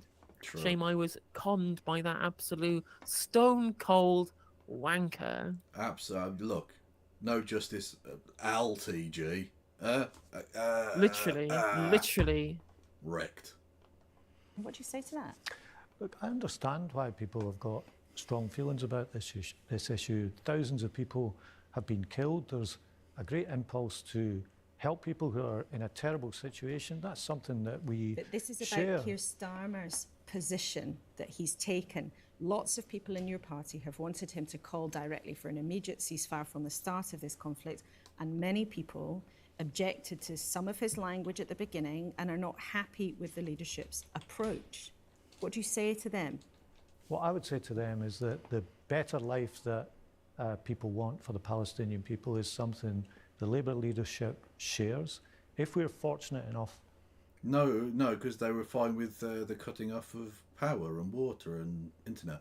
Yeah, nobody believes that. You got to give them something they're going to believe. You can't just say something contrary to what Keir Starmer said in the beginning and be like, oh, the Labour leadership really cares about the lives of Palestinians in Gaza, when Keir Starmer was just like, yeah, like Israel have every right to cut off water and power and commit a fucking war crime against the people of Gaza. You can't do that. You have to be like, Keir Starmer was wrong in what he said. It was disgusting. It was despicable. We're going to remove him as Labour leader, and we're going to have him tried at The Hague for war crimes. And there you go. Then you'll get your fucking support back. Or even something as basic as saying sorry. Yeah, I that would understand that, it's not exactly like a huge thing, but just admitting that you said what you said rather than gaslighting a population, saying, well, I never said that, Yeah, even the though I repeated it in 3 bullshitting different was even interviews. worse. Yeah. Like he did it in 3 separate interviews on ITV, on LBC, on Times Radio, and then got Emily Thornberry the next day to defend that shit on Newsnight. The very least you could do is admit that you said it and apologise and say that you got it wrong. But they won't even do that. It's pathetic. It's absolutely pathetic. And on top of that, not just outside of like the actual immediacy of this conflict, in terms of their international approach to Palestinian liberation, they have junked the Corbyn-era policy of immediate recognition of a Palestinian state as soon as they come into government, and replaced it with, we will endeavour to recognise one when it's suitable for Israel. I'm like, so never then. It'll never happen. Yeah. And I just had to check, and yes, Pat McFadden is not just a member of, but is currently a sitting officer of the Labour Friends of Israel. What a shock! What a shocking turn of events! I didn't see that coming. I'm blown away. Amazing. Wild. So I wonder why he doesn't have a problem with with Labour's policy towards Israel at all. Mad. Thank you, not Pete, for the Prime sub. To be elected, The most at general anti-Semitic election, organisation in it's Labour. a very high foreign policy priority for the Labour Party. 2 things have guided us all the way through since October the 7th. The first was defending Israel's right to defend itself after that. Herself, atrocity, please. And that remains part of our position. And the second is working to get a better future for the Palestinian people, and both of those things will guide our position going forward. So we understand They haven't. why They just people have got haven't. strong feelings about this. Neither of those things have happened. Because first of all, it's the defending Israel's right to defend itself, which is fair, which is true.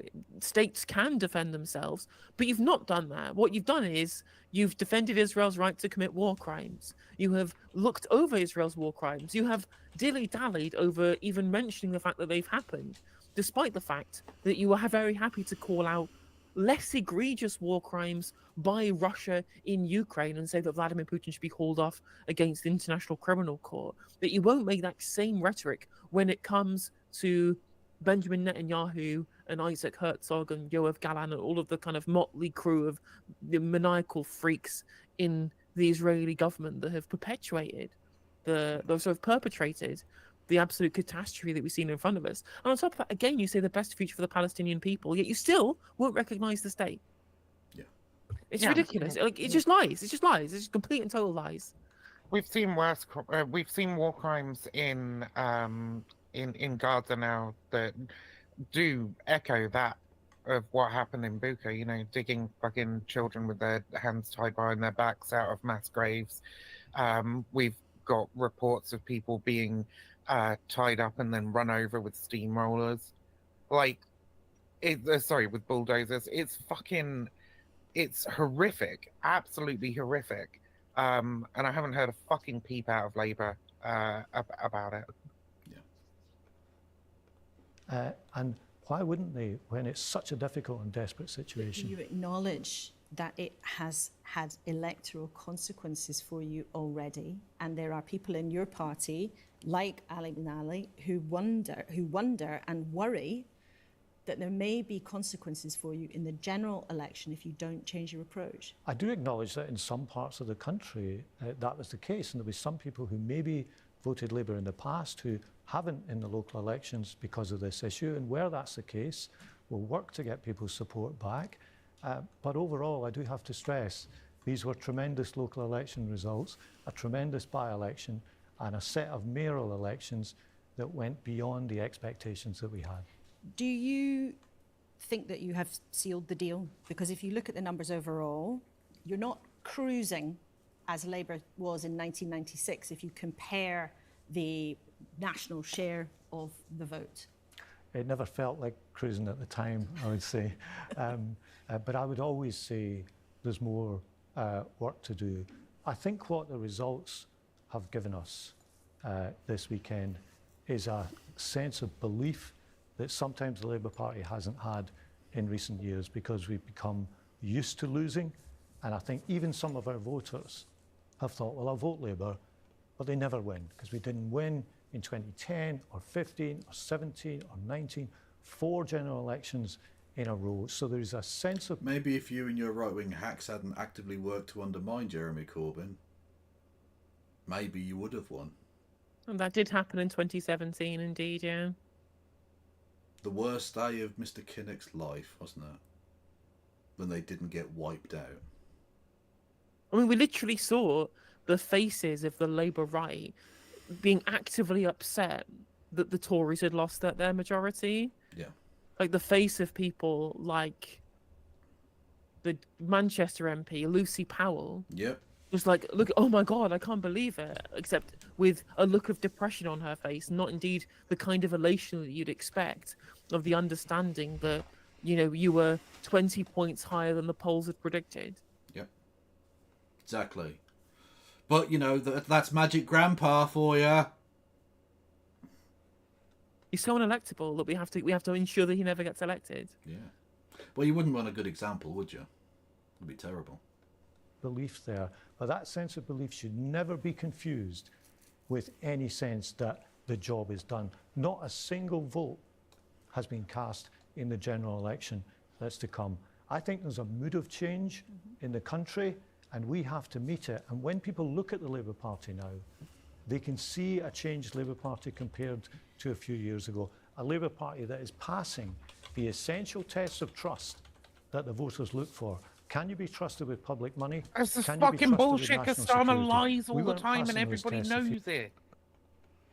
Nobody trusts Starmer. Not even, like, I know I'm like a dedicated Starmer fucking hater, but you ask the person on the street and they're like, I don't really know what he stands for. Do you know what I mean? Because he just flip-flops on every fucking position. Yeah, exactly. His approval rating is in the minus, in minus 20 or something, like a really poor approval rating for the person who's going to have the biggest majority in living memory. Like potentially, for 100 years, it's going to be the biggest majority, and he's going to be somebody who the public generally kind of dislikes and who don't trust, and on top of that, don't even know what he actually stands for in the first place. There's very little actual excitement. People are just desperate for literally anybody other than the current Conservative government. A few years ago, we're passing them today, and we are determined after this weekend to keep going and keep working to earn people's trust as we approach the general election. Well, let's talk about another test that voters set for their politicians.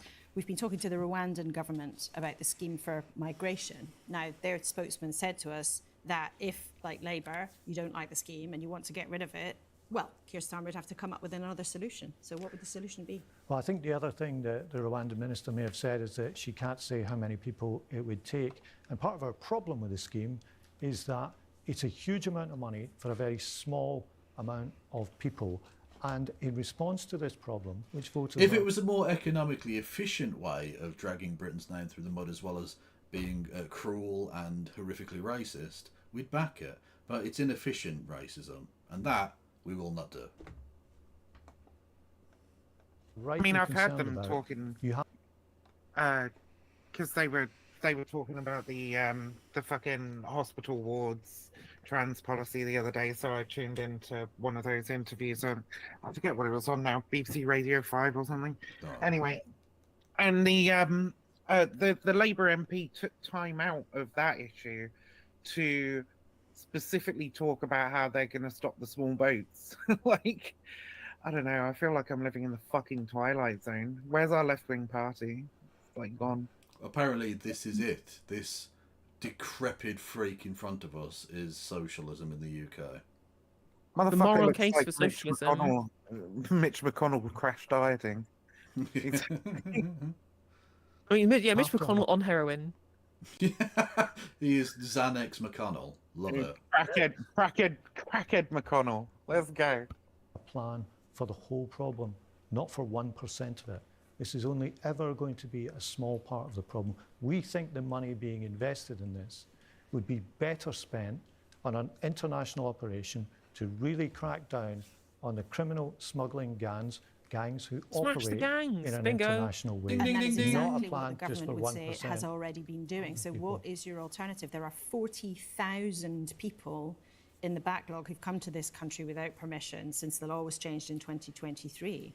What would Labour do And with those the people? Rwandan scheme will only ever apply to a tiny proportion of them. If you get rid of So the it's Rwandan not scheme, what would you do?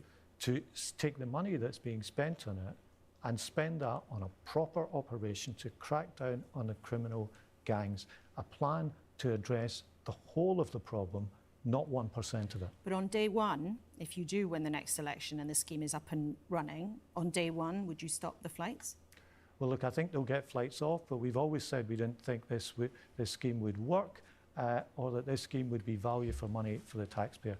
It's costing upwards of £500 million But if it's to up send and running, people. and you may be sceptical about whether it can Again, work, no but head if it's up movements. and running and it works, would it- Ladies and gentlemen, Adjusting his glasses is the head movement that we got. victory is ours. the Labour government, if you win, stop it on day one?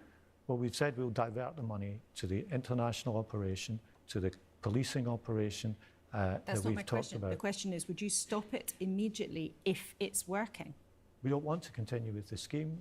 We want to use the resources being spent on it to crack down. What do you mean if it's working? How would you even know if it's working? Because supposedly the quote-unquote working aspect of it is being a deterrent. So you'd have to crawl inside the mind of migrants in northern France or something? I mean, I guess you institute the policy and see whether it slows people coming in. But as seems very unlikely. as well, it's not going to. And again, they're playing the kind of both sides of Rwanda's safe, so there's no problem sending them there. But it is so terrible and shit that they don't want to go there, and it'll be a deterrent. It can't be both of those things. And of course, the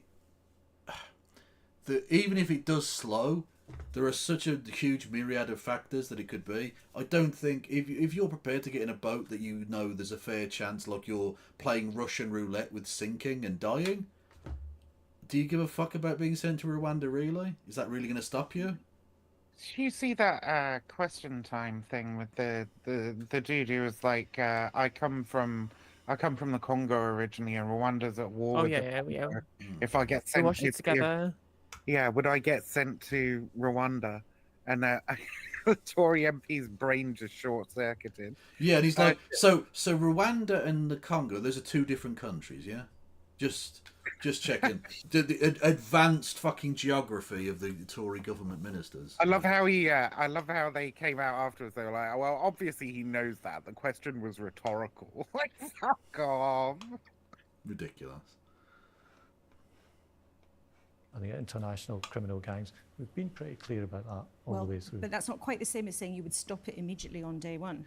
Or Well, is that what you're saying and I'm missing the point? Well, look, day one, you do lots of things, but this is not a scheme we want to continue with. We want to take the resources being spent on it and use that to crack down on the international smuggling gangs. And just lastly on this, if people had gone in large number or in any number to Rwanda, if the government succeeds in getting people to be processed as asylum seekers in that East African country, if you win, would you bring those people back?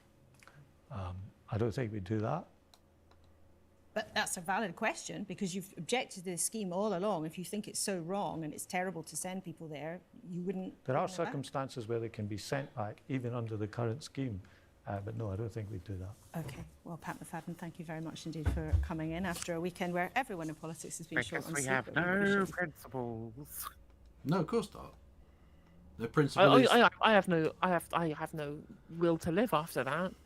Yeah, true. Oh, he's a very boring person, isn't he? He's never going to be Labour leader. I mean, to be fair, they did make Keith Starmer Labour leader, so. Yeah, well, exactly. Coming in this morning. Thank you. I don't think it was possible to have less charisma than Well Keith then, Starmer. what did you think of True. all of that? Let us know. You can email us, kunzberg@bbc.co.uk. If you're social media inclined, you can use the hashtag #BBCLauraK, and we will share some of your thoughts and comments later on in the show. And of course, there's always tons on the BBC website as we go along. How much longer of this is So, there left? I've been let's going for like find out. 2.5 hours now, and I'm very tired. 22 minutes or something.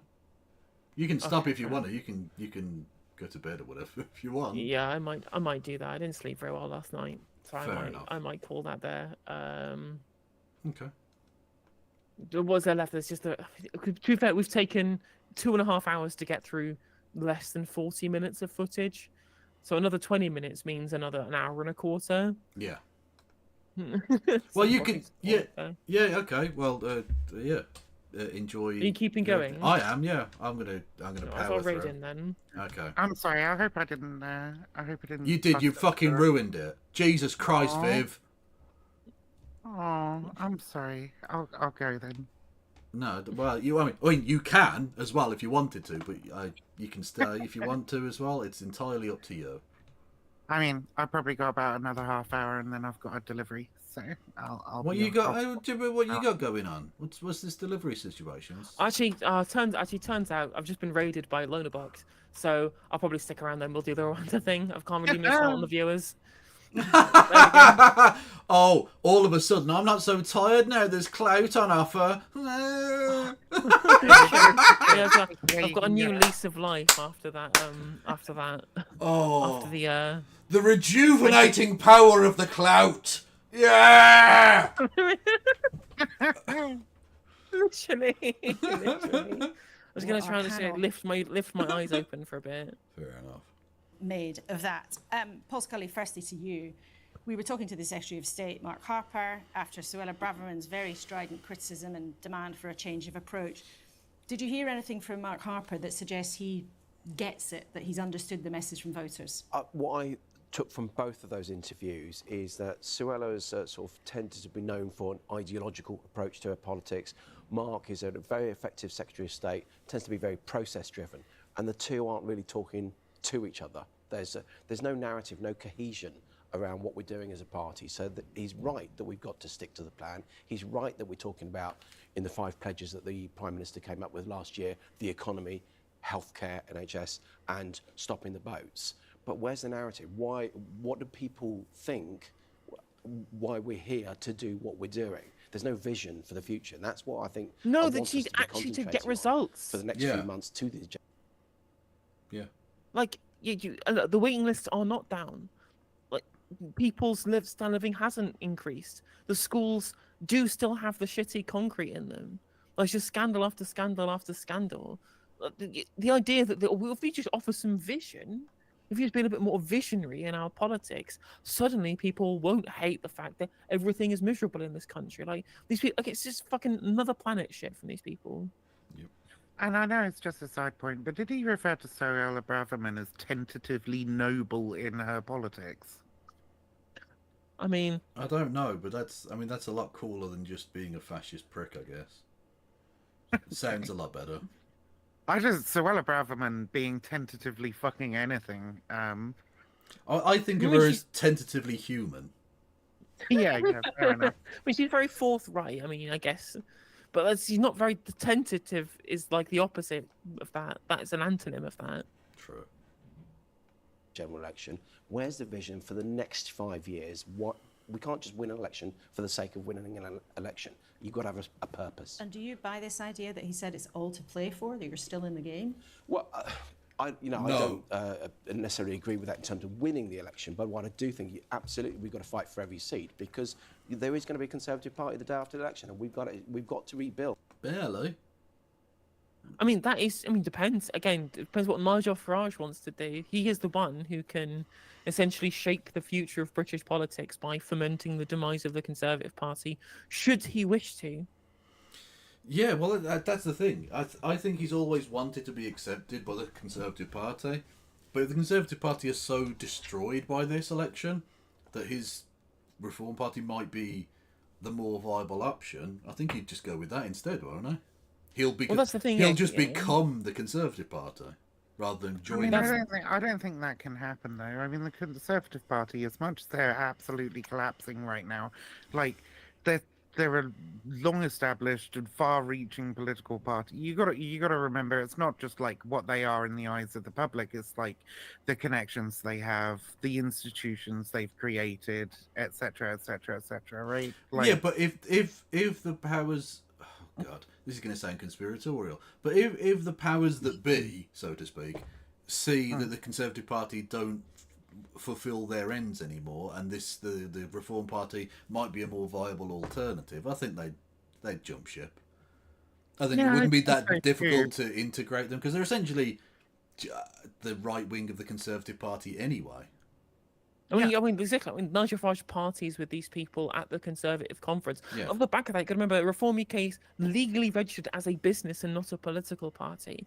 If there's anybody who would say, well, look, the Tories are a busted flush now for future bourgeois donors to political parties in the future, would you like a share of Reform UK PLC that we can use to make business interests central to the way that we govern in future, to usurp the Conservative Party that again basically is about kleptocracy rather than doesn't necessarily represent capital in the way that it used to. It's about their mates and their in-group rather than just being good for business. I mean, Boris Johnson was the one who famously said fuck business. He did indeed, yes.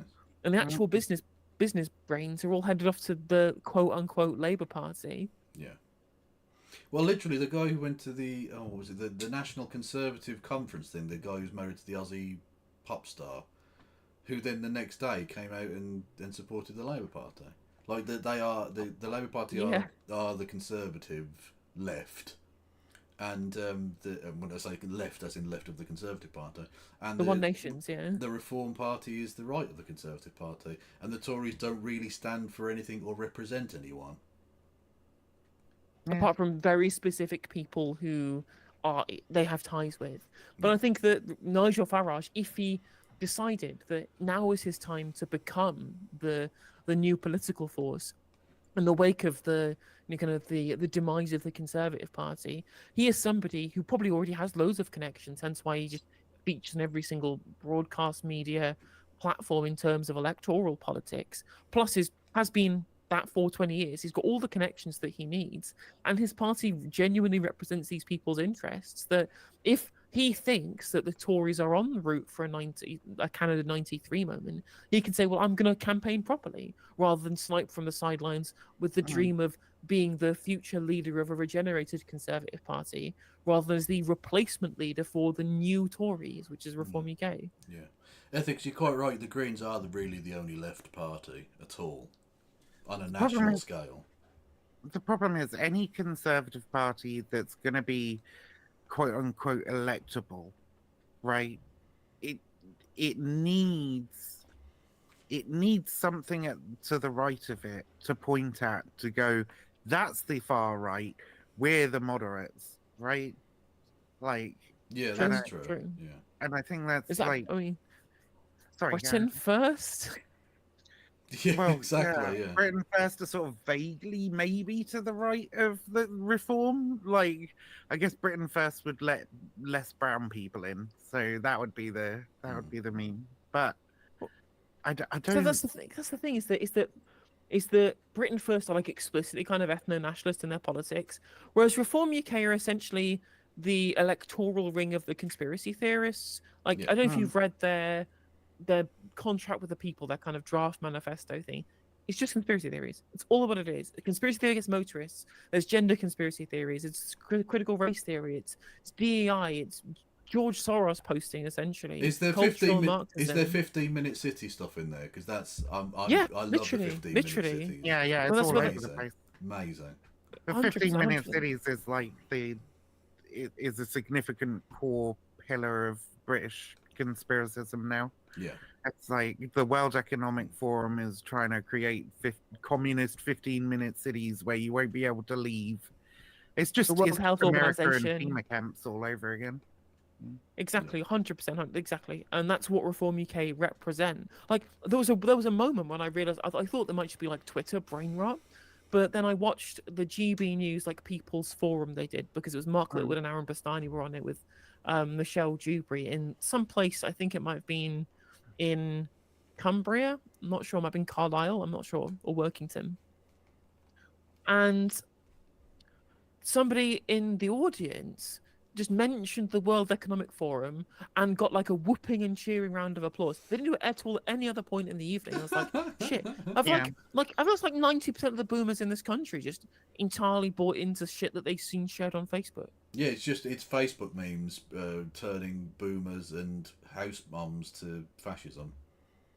I mean, straight up Nazism. It's all rehashed neo-Nazi conspiracy theories. Yeah. It's all cultural Bolshevism. Yeah. Exactly. The Jews want you to have amenities close to your house in order to turn your kids trans. The Jewish traffic filters. Yes. Honestly, at this point, they're basically just the meme from Four Lions. That's it. Yeah. The parts of the Jewish spark plugs. Yeah. That's the thing, right? Like the Reform Party, is that. It has a hard time presenting itself as moderate when it's so fucking lunatic already. Yeah. I think Farage has spent a significant amount of his career, although hobnobbing with total fucking lunatics, trying to present himself as different and separate from them. Yeah. And I don't know. I mean, he distanced himself somewhat from the Reform Party anyway, right? Well, he hasn't been out there like doing a lot with them even during the election, did he? So yeah. So and he was at the the Conservative conference. He was at he's got his supporters in the Conservative Party, and I think that's where, if he was going to re-enter politics in a big way, I think that's where he'd do it, and I think this is the moment for him to do it, right? Like, also, he's not getting any younger. Collapses. He's not getting any younger. If he's going to actually make a serious run at becoming a leader of a major party and or becoming maybe a political force, actually getting elected to Parliament at some point, having failed a dozen fucking times. He was an MEP for a while, wasn't he? He was an MEP for a long time. I'm not arguing that he's not electable at all, but like he's run for the Parliament, the British Parliament, several times and never got particularly close. Yeah. Because look, that's first But he past could, the post but he for could you. be now. Because like the whole Liz Truss faction, right? They'll love him. Oh yeah, no, the freaks love him, yeah, because he's Mr. Brexit, Yeah. isn't he? Yeah. I mean, I wonder if I know that people like to grandstand about all of these potential MPs they have defecting. Obviously, George Galloway was doing the same shit last week. Yeah. Oh I yeah. wonder if I'm talking the rumours to I'm of talking to 2 Labour MPs and 3 Lords. Yeah, I'm sure you are, man. yeah, and I've got 5 queens. Yeah, Read 'em well, all week. I've got 104 friends. Friends. I've got 104 defecting Labour MPs. But like, I wonder if the stories that there are potential Conservative defectors of reform are true, because I think that's far more likely than Labour defectors to George Galloway's party. As of Claudia Webb, because she's an independent now anyway, she'd never get back to Labour. Yeah. So I'm wondering what the Because there's potential no is. fucking benefit, is there, for Labour to be No. MPs to be jumping ship to No. Galloway? I mean, a couple more defectors from Tories to Reform could be the kind of thing that pushes Nigel Farage to say, well, look, now we're just going to usurp it. Because once you start getting the Tory MPs, you get all of their connections. All the people in the constituency Conservative Party who support that specific candidate potentially could also move over. All the people who believe that, well, the Tory party hasn't, it moved away from its core values. There's a lot of people in the Tory party who believe that. I think that there's plenty of ground for Farage to cover if that does happen. I mean, he'd have to reform the Reform Party, is what I'm saying. So, like, do you reform the Reform Party or do you rejuvenate the Conservative Party? Like, Either I think way, I think it's the, looking. I think the Tory brand is too damaged now. Yeah. Either way, I think for the far right, and I think we've seen that to a degree in the way in which the moderate conservatism stands a chance. You've seen it with the likes of Andy Street in the West Midlands. Whereas I think that far right element of conservatism isn't actually that popular and doesn't have a lot of legs to it. They'll still exist, but then as an electoral force, they're going to have to either move away from that to a fair extent in order to begin to have a passable Conservative Party, whatever that party is called or whatever colours it uses. But and so I think the next decade for the country could have been a lot better had we had even a vaguely progressive Labour Party, because you're going to have a much weaker right to work against. I guess I'm just not as optimistic as you guys about this shit. I'm not remotely optimistic. I genuinely see the Tories as coming back into power in 2028. I don't think they're as utterly destroyed as you think. I think politics is very fickle. I think we saw what happened with Corbyn. Okay, Corbyn won a huge fucking majority, and then wherever it was, a couple of years later, got absolutely trashed, right? And I think you're right that voters are fickle, but I think that, whilst you're right, I think there's definitely a large chance that the Tories could come back if Labour inevitably fail because their policies suck. But I think there is also an equal chance that voters are fickle enough as well in the other direction. The Tory people, basically the vast majority of people who are floating voters are now voting for the Labour Party, and in all around the country, in swing constituencies, in rural constituencies, and suburban constituencies. No matter where you are, there's always Labour sucking up the Conservative people who vote for them out of habit but aren't staunch backers of the party necessarily. The only people left are the staunch backers, and those are the kind of people who could be peeled off to Reform UK potentially because their views tend to align just less moderate in terms of in response to the current Conservative Party. I think voters are also fickle enough that if we do get a Canada 93 moment, the Tories end up on 40 seats or not even the official opposition, and if Reform UK at the election are getting 16, 17, 18% of the vote, which is close to where the Tories are polling right now, they'll be well within their rights to demand positions on every single talk show we have, because obviously there'll always be a Labour and a Lib Dem candidate, and then the based on voter percentages, which is what the BBC use for deciding their panel composition, Reform UK get a seat at the table every single time. And that's enough of a platform they need to peel away the natural base that they could get into. Yeah. And the Tories basically, on the back of the fact that the entire country can only remember all of the absolute catastrophic cavalcade of failure over the last 5 years. Obviously not before then, despite the fact that that was worse than what we've had now. And Reform UK being a new political force, like, whilst you're right, they could come back, and there's every chance that could happen. I think it's equally as likely that Reform UK could usurp them. Sorry, my delivery is turning up early. Apparently, I just got a phone call from the driver, so I'm gonna fuck off because it's my big groceries delivery, and it will take me a while to get everything put away, and I want to cook some dinner anyway. But thank you so much for having me, Kevin Logan. It was very nice to see you again. Thank you for coming on. Everyone go and follow Mixed Review and Wolf on the various platforms. I want to do something. It's been a while. Yeah, I want to do something again with you soon. I've missed seeing you, but we'll sort that out later. Have fun. Bye. Bye. Bye. Okay. He looks like Penfold. Anyway, your man there, whatever his name is. Well, that narrative that I was talking about, that broad coalition that we used to have. I think he's an we need MP in good people there Cumbria to do somewhere. it. So I hope that individual candidates will Barrow, get Barrow and their Furness, I think it might store be. across at the general election, so that we've got a good, thriving party that can see its future. Pippa, what did you think?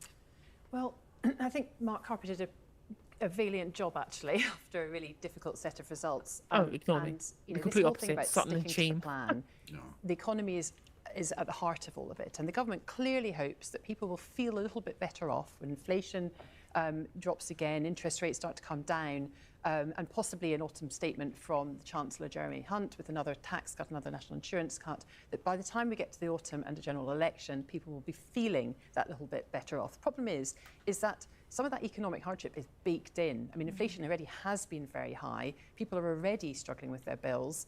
And public services, the picture is pretty grim as well. So people are not I think, in a place where they are going to be listening to messages to stick with the plan and things are going to get better.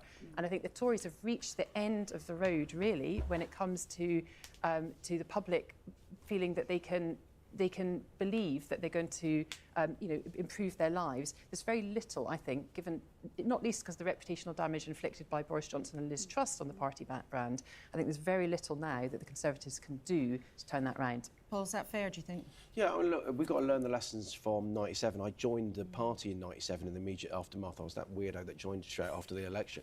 You say people in politics are weirdos. That's a terrible thing to say. Perish the thought. But that is a stupid time to have joined. But I mean, it worked out for him on a personal level, I guess. I don't know. What? Because what I saw at the time was that people just stopped listening. And it just feels, as Pippa says, that's happening now. So that's what I'm talking about, the humility. How do we start to shorten that process and make sure that we can, make people I mean, the problem, feel again, that as I've said benefit many that Mark was times, talking. as I've said many times, the problem is that conservatism as an economic philosophy doesn't work. It's to deal with these problems. They keep saying, we need to listen to people. We need to see what people are saying on the doorstep, understand the criticisms of the public. Yeah, but you'll also have to just have a different political ideology. Yeah, exactly. The only answer neoliberalism has is more neoliberalism. And that's exactly what people don't want more of. No, they're absolutely sick of the economic consensus. And again, they were sick of it in 2019, which is why no party offered it, other than fucking Jo Swinson and her skills wallets, and she lost her seat at the end of the day. Lol. There was always she's never gonna live it down. It's gonna be a meme for decades to come. But people were absolutely sick of the David Cameron era politics, which is why the Tories, having tried to revert back to it, whilst also trying to do even more socially conservative stuff, which doesn't seem that popular either, really, outside of a small kind of base of people. Yeah.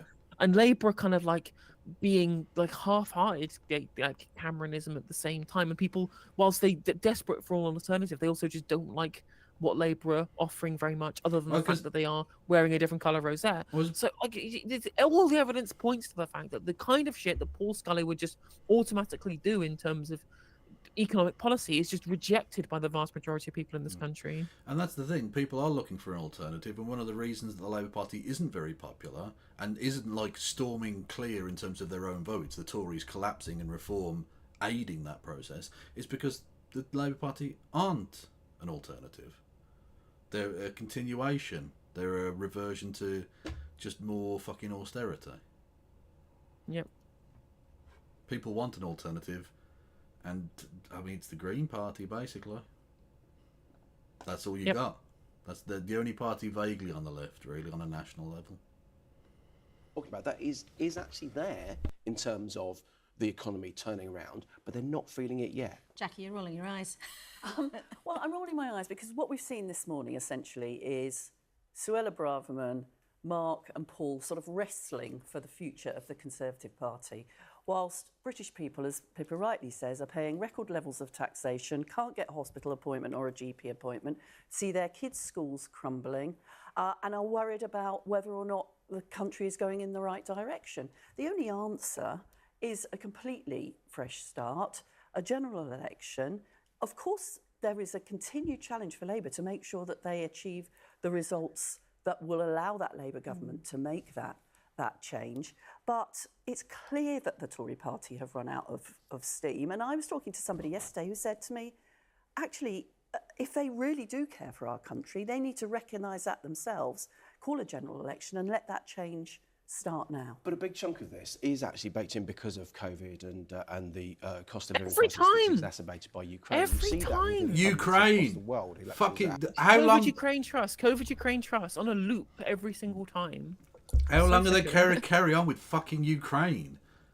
Lads, every other country in the world, and indeed people, countries closer, had to deal with it more significantly. The amount of migration that came into Poland at the time was huge and had a massive economic and cultural impact. Don't pretend that we were uniquely affected. We were actually quite insulated in some respects because we were not part of the Nord pipeline situation, although we may have destroyed it. But that's regardless of that, right? We were not getting gas from it, so it didn't matter to us as much. It wasn't going to affect us as much. Every other country has bounced back massively compared to us. Italy is outperforming us. Italy, a broken shithole country. No offence, Italy, I love you dearly, but you are a broken, fucked up country run by a fascist, and you're outstripping us. Yep. We are we are the shithole of shitholes. Again, I'm going to make the America comparison as well. And just like, you look at the biggest growing economy in the G20 is Joe Biden just throwing investment money into green energy, massively increasing funding for infrastructure, all of the things that voters genuinely want in this country. And the Tories just like, no, we're going to do even more austerity. And the disabled people, like it's not vote winners. It's just and it's stupid economic policy. Also, he did the IRA, and we are massive fans of the Inflation Reduction Act. Okay, up the IRR. Anyway, I am probably on a terrorist watch list for doing that joke every time, I think, and I can't complain. I mean, if you are, then hopefully Nigel Farage is as well. True. I know. I've never wished Jerry Adams a happy birthday either, so he's more of a threat, I think. Undoubtedly, as I've said, we have shot ourselves in the foot a few times. I'm not, using that as an overall excuse, but there are no easy answers. I don't think they're going to be coming in from an incoming Labour government, which is there aren't any easy answers, Paul. Which is why we need a government that is focused on the future of the country rather than trying, fighting their internal battles in public, as we've seen this morning. It was interesting, though, Pippa. I mean, Suella Braverman absolutely, spitting feathers about how bad things have got in her view and really pushing for a change in direction. But it does seem that Tory rebels who had been discussing and planning what to do after this weekend, it does seem as if they've given up. Is that what you're hearing? Absolutely. Ever since Andrea Jenkins, who's one of the few MPs, or in fact the two MPs, I think, who's publicly said that they put in a letter to try and get rid of Rishi Sunak, went on the Today programme on Friday morning, I think it was, and said, well, actually, she didn't see now that there was any point in this, and that she thought that that people had to come in behind the Prime Minister. Nadine Dorries, another prominent critic, tweeting that everyone needs to get in behind the Prime Minister now and come together. The heat has definitely gone out of any rebellion, if there was ever a big enough rebellion, frankly, to get rid of Rishi Sunak in the first place, which I doubt. And but I think what those interviews, in particular Suella Braverman, showed is actually the irony of it, really, her coming on and saying, you know, let's all unite. She has been one of the key individuals behind That's her all of this. leadership campaign. That was her leadership stirring campaign. the pot and causing trouble for Rishi Sunak. And that's one of the biggest problems the Tories face across the board, actually, is that people look at them and think they're more concerned about fighting amongst themselves than actually focusing on our issues and our problems. And is that unification is absolutely at the heart of it, because she was absolutely right, Suella, when she talked about voters being on strike. It is about depressing our turnout, and which we've seen over the last few days. And I just briefly, Paul, want to ask you, you wanted to be the candidate for London Mhm. Mayor. If you had been chosen, do you think you could have won it? It was always going to be difficult, but I think I could have run it closer, because you needed a positive vision. Again, in London, it's one of the most aspirational places in the world. You needed a good aspirational view about housing, about crime, about transport, about the quality of life in London. It's a global city as well. We did botch the selection and the campaign, as Suella said early on, and that's to my... You're going to mention the racism of the candidate, or are you just going to allude to it? We botched it. Yeah, you elected a fucking freak. Yeah. Regret, because or select. I love London. It's it's my home city. What a It has been strange for campaign three for the decades. Tories to run. We really, really hate London. Why don't you let us? Yeah, exactly. You would have done a better job. Exactly. London is shit. Vote for me. Literally. Is not. I'll be honest with you. It's a bold strategy, Cotton. We'll see how it works out for him. You'd still have lost, but you'd have made a more graceful Well, defeat I'll speech. take that as a win then. Well, who knows? Jackie Well, Jackie, Yeah, talking of that, did you see her speech? At Let's watch it. Let's watch yeah. it. Actually, I will. I'm genuinely need to go after we watch this speech. I absolutely shattered. Sorry, Loner Box viewers. I apologise for not giving you too much content, but I do need to. I need to have dinner, but I'm not dinner yet either. Fair enough. So, talking of the humility necessary, yeah, the lack of grace or dignity or accepting that you'd lost, amazing. Everybody. Also, camping face, absolute king, love it. I would now invite Susan Hall to the lectern to speak. Thank you. I'd like to congratulate all my fellow mayoral candidates and congratulate Sadiq on his victory. Spending a year campaigning for this election has been an honour and a privilege. I have loved speaking to Londoners about the things that matter to them. The thing that matters to them most, and to me, is reforming the Met and making London safe again. I hope Sadiq makes this his top priority. He owes it to the families of those 1,000 people who have lost lives to knife crime under his mayoralty. Look at Khan's face. Like, bitch, you just fucking lost. Don't tell me what my priorities as the mayor should be. I ran a campaign and just fucking destroyed you. Have some humility, accept that you lost. Say, thank you for everyone who supported me. I appreciate you, and I'm going to continue to fight for the people of London. And get the fuck off the stage. What the fuck is wrong with you? Like, so I say, oh yeah, well, it turns out the people's priorities weren't indeed stopping the boats after all. What a surprise. And I hope too that he stops patronising people like me who care. This is You cheeky bitch! The fuck are you doing?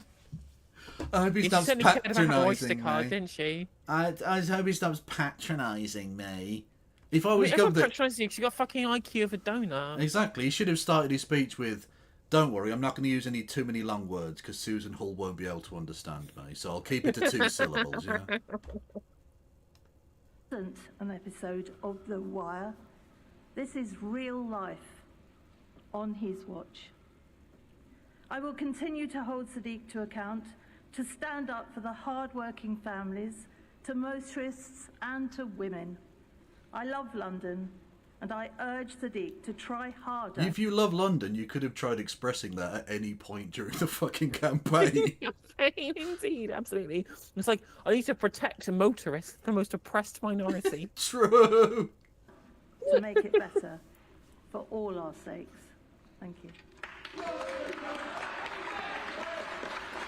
Well, there you go. That was Susan Hall gracefully bowing out from the national stage. Go off to obscurity, Queen. You've earned it. Absolutely, absolutely. Fucking hell. What a clown. What an absolute clown. Okay, so are you stepping aside at this point? Yeah, absolutely. Yeah, go for it. Shattered. You go and you go and take care of yourself, and I will eat do. I'll and have sleep some and din things. dins. Yeah. No No, that's worries. fair enough. Okay, everyone go and follow No Justice MTG on the various platforms now. And likewise on my end, Flogan1875. Go and do it over on Twitch. Okay, At Floppy111. Yeah. Take care, everybody. Bye-bye. Bye. End the call. There we go. Okay, I'm gonna power through and get this done. So yeah. Let's we've got what 20 minutes? No, 15 minutes left on this. Talk though about Are there any funny bits people might have for the end of the show? If you wanted to, you don't have to. If you've had enough Kev for the day, and who could blame you, then don't bother. But there might be something funny. about Labour. So we talked to Pat McFadden about what has been a real cost for them is how the leadership has looked at the Israel-Gaza conflict. Rightly or wrongly, it has cost them votes. How serious a problem do you think that might be? Well, I think what you've heard from Labour politicians across the weekend is a real commitment to say, look, we know that people feel enormously strongly about Gaza. We know it's influencing their vote and giving them concerns within the Labour Party, and we're determined to listen to that and think about our approach. But actually what it also shows you is, I think it's interesting when people say you should decide your foreign policy on the basis of what's going to make the people within your party feel happy. Wrong. You should make your foreign policy on the basis that you're going to be the Prime Minister in the future, and actually what you want is, as we heard from... So we shouldn't change our opinion. We shouldn't change our position on Gaza. Is an interesting stratagem, which won't work. Bravo. Is a policy that both protects Israel's right to exist and recognises the enormous damage done on October the 7th, and finds a long-term future for the people of Gaza who are suffering so horrifically at the moment. But do you believe it could actually cost Labour seats in the general election? Because from what you say and from what Pat McFadden says, they're not going to change their approach. They've talked about listening, but they're not going to change. Well, they're not going to change the approach because it's the right one. But no, it isn't. It isn't the right one. Supporting genocide is not the right one, you fucking mad bitch. No. Absolutely not.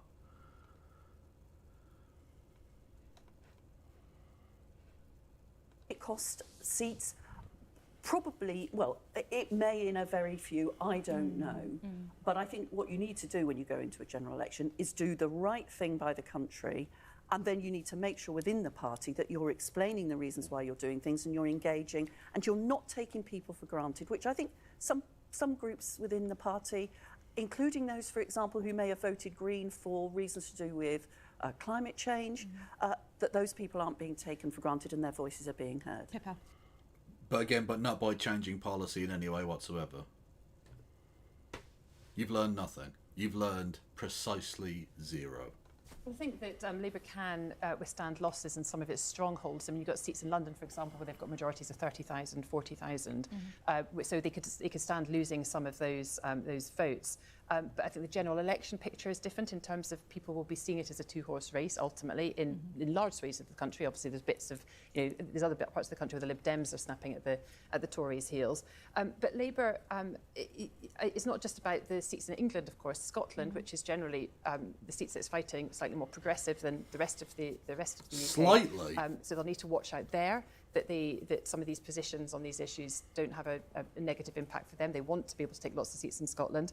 And there have been some missteps in some of their handling. I mean, the early communications around the Gaza issue, the way that they handled the 28 billion issue, it hasn't all been smooth sailing. So far, they've... Yeah, no shit. What's this? Oh, hang on, no, that's not the right one. God damn it. Papa!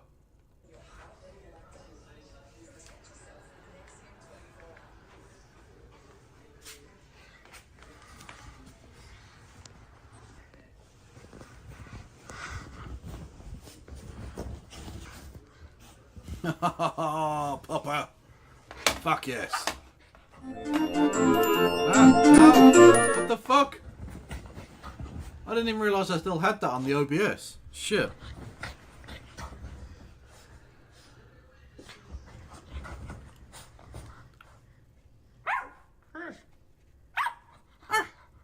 You on the bed? You on your bed?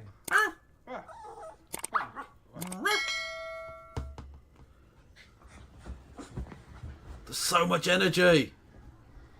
So much energy.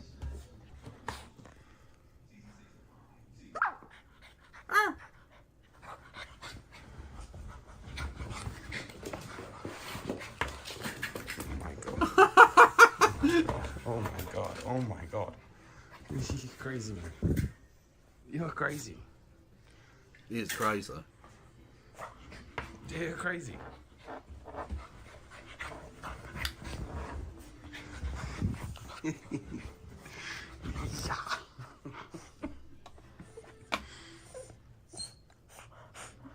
Are you tired?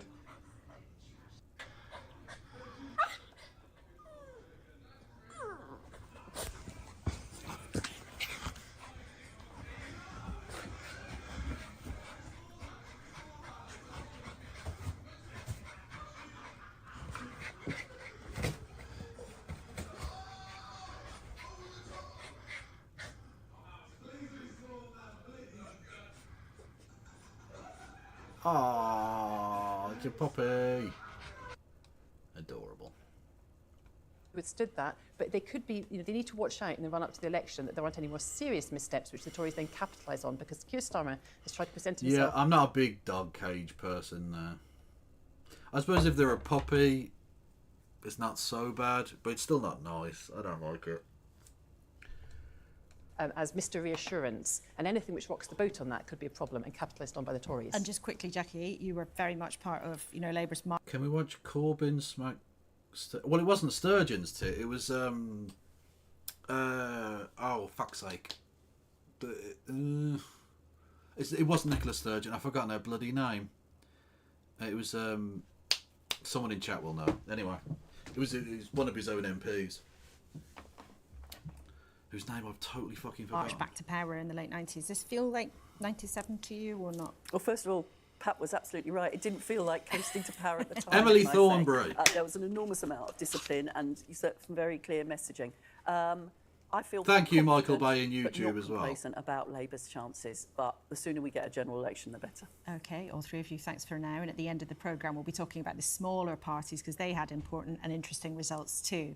But you can bet the Conservatives, we've heard it this morning, will keep hammering the message about immigration and their plan to get planes of asylum seekers off to Rwanda. But even if they do make it down the runway, will it solve the problem? 40,000 migrants have arrived in the UK without permission since the law was changed. But can the East African country guarantee that they will provide homes for them all? I've been speaking to Yolande Makolo from the Rwandan government, and I asked her, how many migrants is Rwanda ready for? Did No Justice not raid into me? I'm disgrace. Disgusting. Disgusting activity. Cancelled. She's cancelled. Along the lifetime of this Cancelled! which is initially 5 years, we expect to relocate thousands. Well, if you want to make up for the fact that she didn't raid into me, you can do so with bits and subs. Or you can become a member on YouTube, or you can do a super chat on YouTube. All of these things are available to you. Be staggered so that we can manage it properly, and will be discussed with our partners, especially in the ramp up phase. How many people do you think you could accommodate initially? This is something that we'll discuss as we go along this partnership with our colleagues in the UK. There's been a misconception about this 200 number, and we've tried to explain it. Journalists have been visiting the initial accommodations that we have secured since the beginning of the partnership. This is Hope Hostel. That particular facility is able to take up to 200 people. However, we've already started initial discussions with other facilities around Kigali and further afield, and these will be firmed up and signed once we know how many migrants are coming and when they're coming. So it's never been the case that we can only take 200 initially. That has been a misconception. Can't you give a guarantee that you'd be able to process the tens of thousands of people that the government would like to send to Rwanda? We will. Yeah, again, we've gone through the use of the term illegal and why it's usually referred to officially as irregular because of various reasons. Yeah, that it really oughtn't call it illegal. It's a framing thing that the right wing do to make it seem much worse. Able to welcome the migrants that the UK sends over the lifetime of this partnership. What I cannot tell you is how many thousands we're taking in the first year or in the second year. This will depend on very many factors that are being worked out right now. But there's huge debate here about whether Rwanda is a safe country to send people to. On Friday, at least 9 people were killed. Yeah, that's after true, a camp Rohak. in the Yeah, Democratic Republic of Congo was bombed. Now, the American State Department has blamed your Rwandan army and a rebel group known as M23. Was your country involved? Isn't that a motorway? But not at all. I mean, look at what the people themselves in the camps have been saying. They know that the Congolese army, the DRC army, has had heavy artillery near the IDP camps. The NGOs that work there have been complaining and requesting, including the UN, has been asking the DRC government to move this heavy artillery away from these IDP camps. They didn't, and this is what happened. Yet the State Department has pointed the finger at the Rwandan army and that group M23 you've been accused many times of backing. Why is the US State Department wrong? Well, they've been very hasty to blame us without investigating this incident. Yeah, exactly. And without talking to The people Supreme who were Court affected. decided it. Yeah. It's something that we outright reject, and it's unfair. Many human rights groups express real concerns about rights and freedoms in Rwanda, about the safety of gay or transgender people there, for example. And the British Foreign Office advises LGBT travellers they can experience abuse and discrimination. So we really oughtn't be sending very, very vulnerable people there then. Surely. Fucking hell. What assurances can you give that they would be protected? That just does not speak to the reality of Rwanda at all. The Foreign Office is wrong. I don't know what document you're referring to, but everybody in Rwanda, we believe in non-discrimination. Discrimination is what almost destroyed this country in 1994. We have built back this country on the basis of unity and non-discrimination on any basis. Rwanda does not discriminate against people of different sexual or gender orientation, not at all. Everyone can feel protected by the law here. And well, I definitely believe her, honest. And there's no. Why would a government minister ever lie? It's not illegal to be gay in Rwanda. We have no legislation against homosexuality in this country. So it is a wrong reading of the situation in Rwanda. That is not the reality. So the UK Foreign Office has got that wrong. They need to review that. The leader of the UK Labour Party, Keir Starmer, says he'd get rid of the Rwanda scheme if he becomes Prime Minister. What would you say to him? I'm not going to speak to UK domestic politics. What I can tell you is... Hello, Fragwits. Fragwits, you should hit the follow button. It's free. ...is that we are serious about offering people a home. It's free. For the right reasons. People can oppose this partnership and this program if they want to, but we should not be criticized unjustly. And then they should also come up with another solution that's innovative. Safe and legal routes. Like Rwanda doesn't need to be a part of this at all. Rwanda shouldn't. This is a problem that Britain had. Actually, it's not a problem. That's a horrible way of describing it. This is an issue that the UK government has to deal with. Rwanda shouldn't be a part of that. We should give safe and legal routes for migrants. Yeah. Like Rwanda's got its own shit to deal with, you know? And that's not just deterrence and enforcement. We need to. People are suffering here. So we need good solutions, and we need to rethink the migration crisis. Do you think sometimes people have an unfair idea about what Rwanda's like? Yes, I think Rwanda has been attacked unjustly. We have worked very hard in this country to get to where we are after basically an apocalypse in 1994, where we lost over 1 million Rwandans. We have built back, and we want to do more. Build back better. With our partners in the region and beyond, including the UK, to ensure that Rwandans are able to fulfill their potential and to develop this continent and to contribute to global problems like migration, for instance. So yes, we are attacked. We are attacked unjustly, and living in Iran is not a punishment. It's a beautiful country, including the weather. Everything about this country is much better than it's ever been in its history, and it's a great country to be in and to work for. And we hope that the people who come to live here with us will feel the same way.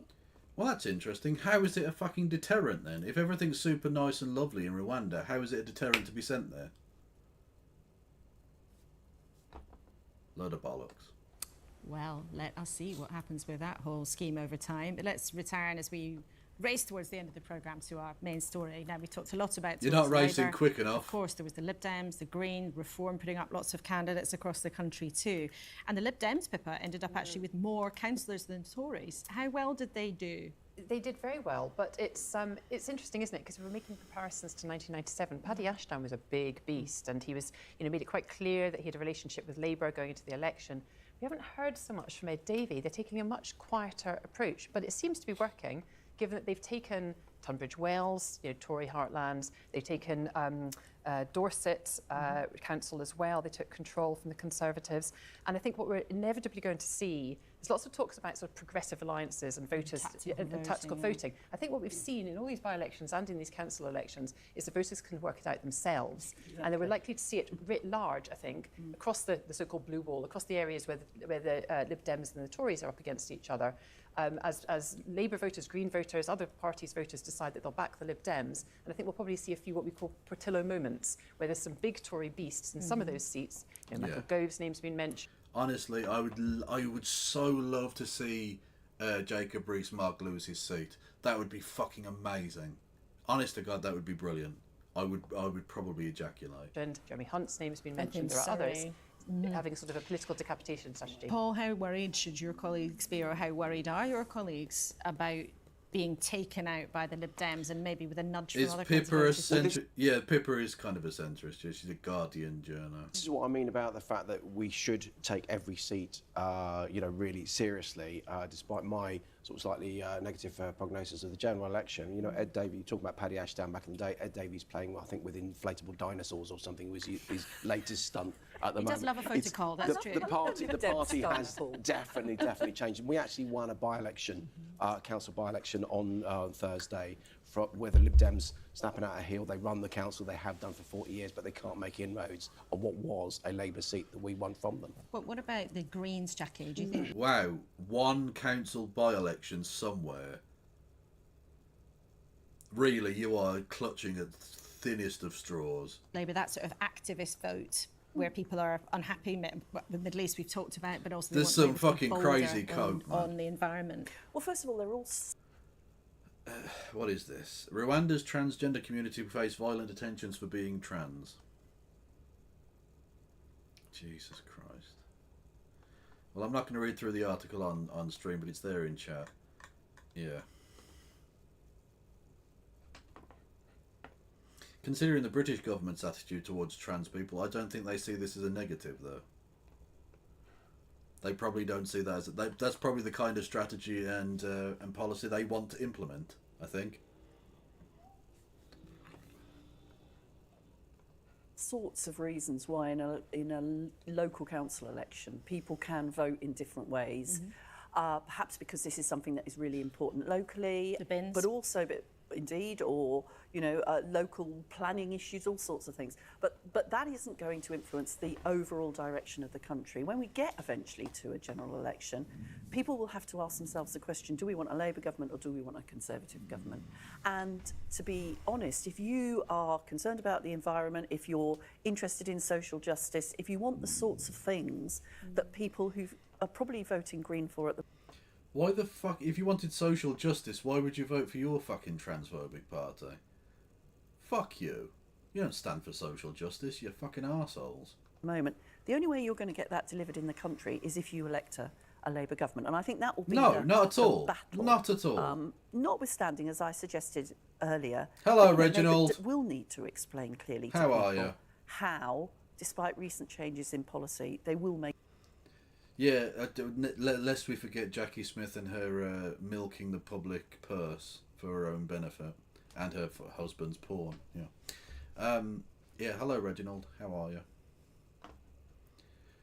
People don't often just come into chat and say hello, and I appreciate it when they do.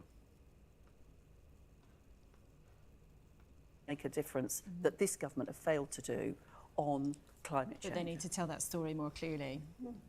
Paul, just lastly to you about Reform. So Reform is the party that has come out of the, Why are you nervous? ancestors, the Brexit Party, and What's going on, UKIP. Reg? They came within a whisker of beating the Tories into third place in the Blackpool South by-election. How worried should your party be about the threat from the right, maybe even with the Nigel Farage comeback? Well, look, Reform are the opposite end of the Lib Dems. They're both they're sitting there wagging a finger, blaming people without any actual solutions. So yes, we've got to focus on that palpable anger and frustration of voters, which are but as the corollary of what Jackie was saying, if they want true Conservatives in government and in Parliament, they're not going to get it through Reform. But isn't the problem you're going to get squeezed from both sides, and when actually the votes are stacking up? Well, that's what I'm talking about, having a vision. If we don't have a vision, then absolutely we will get squeezed, but let's have the vision in the first It was place. a nightmare vision. Imagine Boris Johnson and Nigel Farage in some sort of strange arrangement, which at least one of the newspapers was talking about today. I did see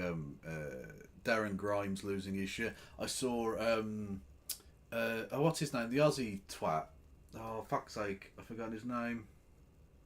The one who practiced putting down the flowers and refilmed it for the Queen. That guy. Anyway, he was freaking out on Twitter, losing the fucking plot.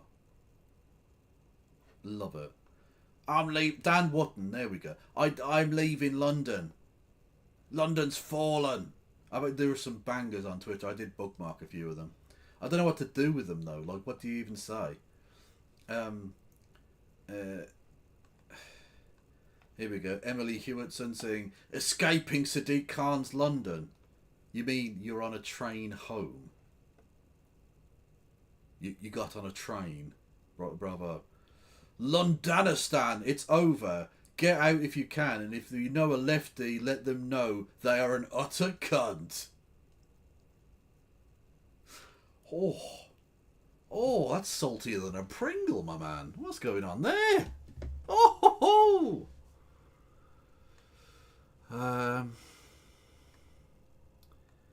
No, the Tim Paul. That's his smartwear beanie. Like, we know you're bald, Tim. Just come to terms with it, friend. It's fine. It's really not a big issue there. Just stop. Anyway, you get the idea.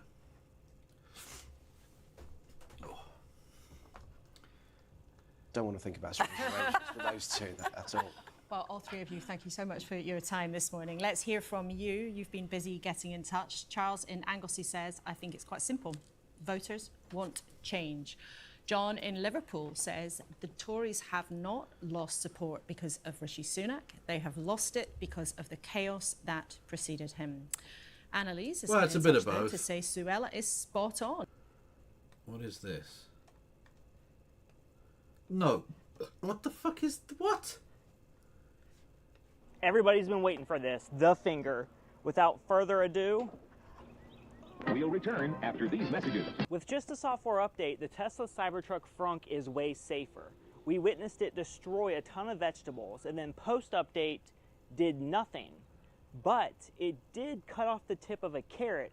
So people are concerned, if you put the tip of your finger in a Cybertruck Frunk, is this going to come off as well? Well, we're going to try it. Let's try something a little bit bigger. What are you doing? Why are you trying that with a human hand? You just saw it take off the tip of a carrot. Your finger is basically like that. You are coping. Oh, well, the moment's gone about the coping, but thank you, Phantom. Appreciated. First, like my arm. Very easy. It put a little bit of pressure. Well, that's what it's supposed to do, yeah. It's supposed to do that. Nothing too bad. How about my hand? That's getting a little bit scarier. It put some pressure. Yeah, imagine that on a fucking kid's hand. Their bones are pretty fucking frail. The line on it, nothing too bad. Everybody's been waiting for this. The finger. Without further ado. Oh, what are you doing? I feared for my finger for a second, not gonna lie. That's kind of bad. And He's got there's like nerve damage or some shit, mate. What the fuck? My finger is shaking. It kind of locked down on it, and I was a little bit freaked out because I didn't know how to open it up. Why did you do that? Why did you do that, you stupid bastard? Also, these fucking vehicles shouldn't be on the road. Fucking hell. Honest to God. You get what you deserve. These Tesla people are fucking freaks. They're freaks. I was kind of trapped. Luckily, it detected resistance for a little bit. Look, he's got like fucking nerve damage or some shit going on. What the fuck? Bit and opened. While the new Cybertruck update does protect your banana, your finger is still at risk. They have some work to do. Yeah, no shit. Fucking idiot. What are you doing? In my opinion, I really hope insane. Listens. Well, whatever happens, it's going to be an eventful few Top weeks. Gear got weird. True. Crawl the Wall, you should hit the follow button. It's free. It's literally free real estate. Ahead. Thank you to my trio at the desk. Thank you for your company on a really important weekend when we've been trying to work out what the thousands of winners and losers across the country means for what comes next. We sketched out the nightmare facing Rishi Sunak and a chance in front of Keir Starmer. These results do not prove that Labour will get a majority, and we cannot say it often enough that in political time, the general election is centuries away. But there's no question the Tories are in deep, deep trouble, however much they want to acknowledge that in public. A bit later, I'll be on Newscast on BBC Sounds with Paddy O'Connell. There he is. I don't care. Shut the fuck up. Right. Yeah. This was a thing that this stream happened. It happened, and yeah. I think I'll be back tomorrow. I think after a week or more of procrastination. Victory is ours. Thank you, Crawl the Wall. Much love.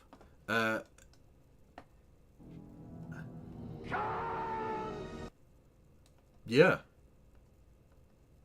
Yeah, far right lunatic screaming Khan. It's about right, Marcel. Yeah, true. Yeah, I'll be back tomorrow after a week or more of procrastinating on it, or just sort of failing to meet up in terms of schedules. Christy and I will be on with Marcus Drake, hopefully, tomorrow to talk a little bit about the Trump trial and all of that, because it's like 3 weeks in now or some shit, right? And Marcus is, of course, a lawyer person, and so they should be able to give us some insights that we might not otherwise have been able to get. Who is going on Twitch that I can send you over to? Tina motherfucking 2 is motherfucking going on the motherfucking Twitches. So, I'll send you over there. Where are we? Boom. Okie doke. Thank you everyone for checking me out and all the rest of it. Go and check out Mix Vivian Wolf and No Justice MTG on the various platforms. Stay beautiful. No pass around.